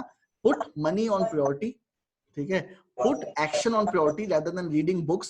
Reading books is again a myth. You don't have to read all the books in this world to become successful. There are people in Gujarat who are fifth fail, who have not read a book in their entire life, and they are billionaires. Okay, so knowledge is not the criteria for success, which I learned very late. Okay, it is useful. ऐसे आज मैं तुम लोगों से बात कर रहा हूँ, मैं तुम्हें इन्फ्लुएंस कर लेता हूँ, ठीक है, क्योंकि नॉलेज बहुत है. I can influence other people with my knowledge, but that's that. उसके beyond उसकी कोई utility नहीं है. It is good for argument. It is good for speaking. If I want to become a speaker, if I want to go to Harvard and give good speeches, I have to read. If I want to become a writer, I have to read. But if I want to become a filmmaker, I don't have to read. लेकिन sir एक चीज और है, जैसे आप कहते हो कि आप इस चीज पे बहुत फोकस करते हो कि आपको अपनी शॉर्ट मूवी बनानी चाहिए, बट लाइक मैंने बहुत सारे ऐसे स्क्रीन राइटर्स के बारे में भी सुना है, जैसे ये अभी रिसेंटली जैसे नेटफ्लिक्स पे अनुराग कश्यप की जो फिल्म आई थी, उसका जो स्क्रीन राइटर है उसने भी पिच किया था अपना स्क्रीन राइटिंग किसी एसोसिएशन में जाके, और उसकी फिल्म को एक्सेप्ट कर लिया गया था. तो और उसमें भी सर अच्छा खासा पैसा मिल जाता. तो मैं ये पूछना चाह रहा था कि ये पॉसिबिलिटी है कि आप अपने स्क्रीन प्ले पे एटलीस्ट 3-4 स्क्रीन प्लेस पे इतना फोकस करो, इतने अच्छे तरीके से उसमें लेयर्स हो और इतना मैसिव लेवल पे उस पे काम करो कि आप पहले स्क्रीन प्ले जाओ, फिर उस पे उसको पिच करो डायरेक्टर्स के पास, या फिर सीधा आप यही फिगर आउट करो कि नहीं जो भी मैं बना रहा हूँ मेरे को ही डायरेक्ट करना है. तो उसके बारे में आपका क्या कहना है? यार मेरा कहना ये है कि जो तुम कहानी पढ़ रहे हो ना, उसमें बहुत सारी डिटेल्स मिसिंग होती हैं. आदमी के कितने कॉन्टेक्ट्स हैं मुंबई में, यू डोंट नो, ठीक है. अब सबसे बड़ी प्रॉब्लम है तुम्हारे इस कॉन्टेक्स्ट में ये बताता हूँ कि तुम लिख तो लोगे, स्क्रिप्ट पढ़ेगा कौन भाई? तुम्हारे पॉइंट ऑफ व्यू से तुम रीडर हो, ठीक है, प्रोड्यूसर जो है वो पढ़ते ही नहीं है स्क्रिप्ट. ये एलिवेटर पिच क्यों बनाया गया है, लॉगलाइन का फंडा क्यों बनाया गया है? तुम भेजो किसी को, ठीक है, 3-3 4-4 महीने पढ़ी रही, वो कहेगा भाई मैं पढ़ना भूल गया, फोन नहीं उठाएगा तुम्हारा. पीपल जिनको तुम पिच कर रहे हो वो प्रोड्यूसर्स हैं, जिनको तुम पिच कर रहे हो फाइनेंसर्स हैं, जिनको पिच कर रहे हो वो स्टूडियोज वाले हैं. They don't like to read because they get a lot of scripts, so you have to be influential for the ask them कि सर मेरा स्क्रिप्ट पढ़ लेना, तब वो पढ़ते हैं.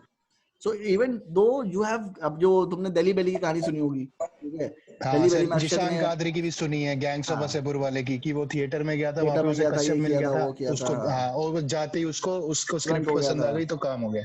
हाँ, ये सब तो आप कह रहे हो कि ये लोग ऑलरेडी पहले से इन्फ्लुएंशियल होते हैं, आप ये कह रहे हैं? हाँ, मैं यही कह रहा हूँ. बिकॉज ऐसा नहीं होता कि पहली बार ऐसा होता है. जब तुम मुंबई जाते हो ना, तब तुम इनकी कहानियां सुनते हो या इनके कनेक्टेड लोगों से मिलते हो जो इनके दोस्त होते हैं, then they tell you the real story. जैसे टीवीएफ वाले हैं, ठीक है, टीवीएफ वाले ने बोला मैंने ये स्ट्रगल किया, ऐसा किया वैसा किया, मैं उसमें घुस गया, ठीक है.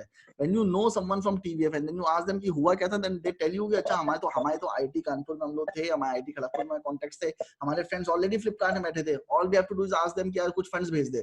तो एडवर्टाइजिंग मार्केटिंग के फंड से हमको कुछ पैसे भेज देते थे, हम उससे अपना वीडियो शूट कर लेते थे, ठीक है. This is something that they won't tell you in the interviews. This is something that they won't tell you in the struggle story. They say कि नहीं हम तो बहुत स्ट्रगल करके अपने वीडियोस बनाए, but they were already getting funds from their friends who were from IITs, who were their seniors, who were already sitting in Bangalore in good companies, who already have marketing advertising budget which they have to spend by the end of March. ठीक है, all these technicalities you learn while you go to Mumbai. So कहने का मतलब ये है, do not be in this whimsical zone कि तुम बहुत अच्छा काम करोगे तो people will select you. भाई NSD से एक्टर, ऐसे एक्टर्स हैं जो NSD करते हैं, बचपन से थिएटर कर रहे हैं, फिर FTI करते हैं और वहां जाके भिखारियों की तरह स्ट्रगल करते हैं. वहीं एक बच्ची है जो आती है, जो कुछ नहीं आता, पर सेट पे आके उसको पैसे भी मिलते हैं सारा अली खान जैसी, कि उसे पहली फिल्म करने का एक्सपीरियंस गेन करने का ही पैसा मिलता है, वो भी लाखों में, और उसकी भी कोई ब्रांड वैल्यू नहीं है. मुझे आज भी याद है student of the year release नहीं हुई थी और अन्ना पांडे के पोस्टर लगे हुए थे, 4 परफ्यूम कंपनी था, 4 ब्रांड्स उसको एंडोर्स कर रहे थे without even a film released. And what is her work experience? Nothing. What is the knowledge? वो तो सर पूरा का पूरा नेपोटिज्म वाला सीन है, तो वो तो थोड़ा नेपोटिज्म इसे इरिटेट मत हो. जैसे तुम आगे काम करो, सक्सेसफुल हो गए, तो अपने चाचा के लड़के को काम दोगे ना, तो वो चलो ठीक है, जो वर्क्स दैट वे, उससे इरिटेट नहीं होना है, ठीक है, उससे इरिटेट नहीं होना है. बस ये जानना है कि चलो ये गेम है, ठीक है, अब तुमने रूल समझ लिए, फंडा ये गेम है कि इसमें नेपोटिज्म है, इसमें ये है, इसमें कॉन्टेक्ट्स रखते हैं, इसमें पैसा इंपॉर्टेंट है, इसमें ये. Now you understand the rules of the game. Now all you have to do, you have to just play the game according to the rules of the game. अच्छा ठीक है, nepotism है, I cannot defeat that. Okay, connections चाहिए होते हैं, okay, I cannot defeat that. money is the important thing. Okay, I cannot defeat that. Okay, ideology is not there, art is not there, I cannot defeat that. Now what can I do? When you ask your mind what can I do to become influential in Mumbai, your mind will give you the solutions. Okay, do that. ठीक है, try to gather their attention. जैसे अर्नब की मुझे एक बात बड़ी अच्छी लगती है कि उसने एक जब फराह खान ने उसे ओम शांति ओम के लिए बुलाया था तो उसने एक बहुत बड़े एनवलप में बहुत सारा कलर वलर करके अपना रिज्यूमे भेजा था। तो फराह खान ये देखती रह गई कि यार ये इतना बढ़िया एनवलप किसने भेजा है। You getting my point? So grab the attention. Like if you want to contact any director, producer or anyone, do something which is extraordinary. ठीक है, only then you can grab their attention. Like if you're sending a script, तुमने print निकाला उनको भेज दिया, no one will read it. ठीक है, you have to do something extra. You have to, if you're writing a mail, write a funny mail. ठीक है, write a sarcastic mail or use some memes or something like that. मतलब मैं समझ general ideas दे रहा हूँ, but do something different which other people are not doing. So for that you have to see what other people are doing and do something different which just grabs your attention. यार ये बंदा कौन है जिसने ऐसा कुछ कर दिया? जैसे शशांक खेतान की स्टोरी है ना, मुझे नहीं पता कितनी सही है क्योंकि मैं जानता नहीं उसको पर्सनली, पर ऐसा कहानी है शशांक खेतान करण जौहर के धर्मा प्रोडक्शन में रोज बैठा रहता था और एक दिन करण जौहर ने पूछा कौन बंदा है रोज बैठा रहता है, तो उसने कहा सर ये स्क्रिप्ट देने आया है। तो उसने कहा उसकी स्क्रिप्ट ले लो, उससे कहो जाए यहाँ पे मत बैठे। तो वो चला गया। जब उस तो करण जौहर का कोई इंटरेस्ट था नहीं उस स्क्रिप्ट को पढ़ने में, पर वो उसके टेबल पे पड़ी हुई थी तो उसने देखा उसका नाम है हम्टी शर्मा की Dulhania. Imagine this Kainchi title. He started reading it. He read first 3 pages and turned out it was interesting. उसने उस पे कहा कि उस बंदे को बुलाओ वापस। ठीक है, so it was different, something different. अब उसका नाम होता लोहा या गुंडा या विश्वात्मा, you wouldn't be interested in that ना। so समझो जिस भी बंदे को पिच कर रहे हो उसके बारे में तुम्हें जानना है। अब जैसे किसी ने पूछा था ना एड फिल्म प्रोडक्शन हाउस में काम करना है, तो जिस प्रोडक्शन हाउस में काम करना है उसके डायरेक्टर क्या करते हैं, उनकी हैबिट्स क्या है, वो क्या करते हैं, you have to know about these things. Once you know about these things, you can hit the right target. तुम उसको राइटली हिट कर सकते हो। राजकुमार रानी के जितने इंटरव्यू देख सकते हो देखो, जितने आइडियोलॉजिकल चीजें देख सकते हो देखो, उसके सारे मैनरिज्म नोट करो, then go and meet him, then hit the target. Again bank robbery वाला एक वीडियो बनाया था ना मैंने, You are planning and preparation to rob the bank is the most important thing. जिस भी सिर्फ 10 डायरेक्टर को फोकस करो या 10 राइटर को फोकस करो कि इनको मुझे ब्रेक करना है। ठीक है, think of yourself as a con man कि मुझे इनको ब्रेक करना है। अब इनके बारे में मुझे जब इन्फॉर्मेशन होगी तभी तो मैं उनको ब्रेक कर पाऊंगा। तो उनकी हैबिट्स क्या है, उनके इंटरव्यूज क्या है, वो बोलते कैसे हैं, उनका लहजा कैसा है, उनको कैसी तरह की फिल्में पसंद है। करण जौहर को एक्शन फिल्में भेजोगे शायद ना पसंद करे, कॉमेडी भेजो, रोमांटिक कॉमेडी भेजो, पसंद कर लेगा। So what kind of genre should I send him, what kind of Vikram Bhatt को हॉरर पिक्चर भेजो, बुला लेगा। ठीक है, जैसे सर उस मूवी में हुआ था जी जी जी, जैसे वो जोया अख्तर की फिल्म में फरहान अख्तर सबसे पहले जाके डिंपल कपाड़िया से मिलता है और उस पे इंप्रेशन क्रिएट कर देता है। That is called mind mapping. ठीक है, again that is very important. ठीक है, तुम किसी से मिले, बार बार मिल लो, बार बार मिल लो, तीसरी बार कहेगा तो मैं देखा वो देखा लग रहा है। ठीक है, so that is also called mind mapping. So very tricky methods हैं जो मुंबई में हम लोग एम्प्लॉय करते हैं। जैसे मैंने तो बताया था किसी वीडियो में बताया हुआ कि जैसे मैं किसी प्रोडक्शन हाउस जाता हूँ तो वहां से मैं निकलता ही नहीं हूँ। अगर मुझे भगा रहे होते तो मैं कहता हूँ यार प्यास लग रही है, पानी दे दो। पानी के लिए कोई मना नहीं करता हूँ, जितनी देर मैं पानी पी रहा हूँ उतनी देर बकबक करता हूँ, बातें करता हूँ, इन्फॉर्मेशन निकालता हूँ। ठीक है, these are the methods that no one talks about. ये मेरे पर्सनल एक्सपीरियंसेस हैं। ठीक है, मैंने एक बार फ्रस्ट्रेट हुआ, मेरे पास कुछ काम नहीं था मुंबई में और मैं एक जगह छोटे से कमरे में रहता था, तो मैंने एक बहुत ही फनी सा मेल लिखा, बहुत ही फनी सा। ठीक है, और मुझे पता था मेल का रिप्लाई नहीं आना है, because when you are expecting ना रिजल्ट नहीं आएगा, you are ready to do anything. तो मुझे पता था रिस्पांस आना नहीं, तो हाँ नथिंग टू लूज। तो लंबा सा मैंने मेल लिखा और मैंने भेज दिया। एंड यू वोंट बिलीव, मेरे उससे पहले मैंने 5-4 मेल भेजे होंगे, आज तक कभी किसी का रिप्लाई नहीं आया। अगले 5 मिनट में गुजरात की एक कंपनी से फोन आया मुझे, जो कह रहे थे आपका मेल हमें बहुत अच्छा लगा। फिर मुझे सबसे बड़ा जो फोन आया वो बैंगलोर से एक बहुत बड़ी एडवर्टाइजिंग एजेंसी है।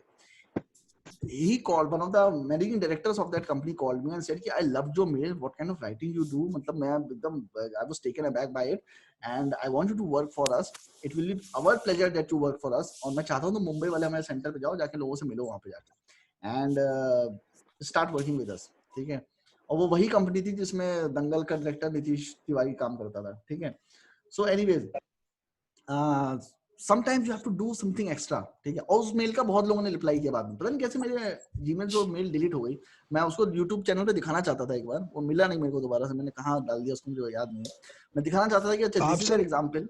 हाँ जी जी, आप सर एक्चुअली उसकी डेली बेली के बारे में भी बात कर रहे थे ना कि उसके राइटर को, क्योंकि आमिर खान ने बताया हुआ, नाम अच्छा लगा। I don't know how much, वो 2-3 उसने पेजेस पढ़े थे और उसके बाद उन लोगों ने कहा कि बहुत फनी है। जिसको मैं वेरीफाई नहीं कर सकता, जो वेरीफाई कर देता हूँ बता देता हूँ, तो I don't know how true that is. ठीक है, क्योंकि जैसे किरण राव है। ठीक है, अब किरण राव का बहुत लोगों को लगता है ना कि सेट पे आमिर खान उससे मिला, उससे शादी कर ली, बड़ा अच्छा आदमी है, असिस्टेंट डायरेक्टर से अपनी शादी कर ली। Kiran Rao is niece of a princess.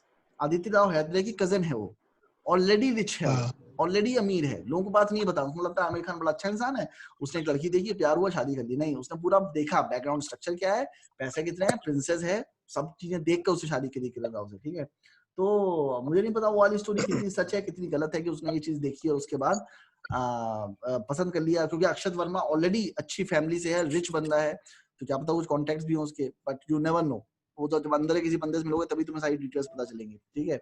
And दुनिया में कुछ भी तो सर जैसे नहीं ये होता है जी, बताओ, जैसे सर ये लोग इंटरव्यू के लिए आते हैं और ऐसे बोलते हैं कि मतलब पूरी तरह से बेइज्जती कर देते हैं कि हमारे पास तो मतलब किसी राइटिंग तो है ही नहीं। जैसे मैंने एक शो देखा था, उसमें बहुत सारे ऐसे डायरेक्टर्स आए थे कि हमें डायर नीड है स्क्रिप्ट्स की, अच्छी स्क्रिप्ट्स नहीं आती हमारे पास, हमें बहुत एफर्ट लगता है, बहुत घटिया घटिया कहानी होती है। और सर उसके बाद ऐसी भी चीजें जैसे स्क्रीन राइटिंग एसोसिएशन जैसी चीजें हैं जो आजकल राइटर्स को बहुत प्रमोट करने की कोशिश कर रही हैं।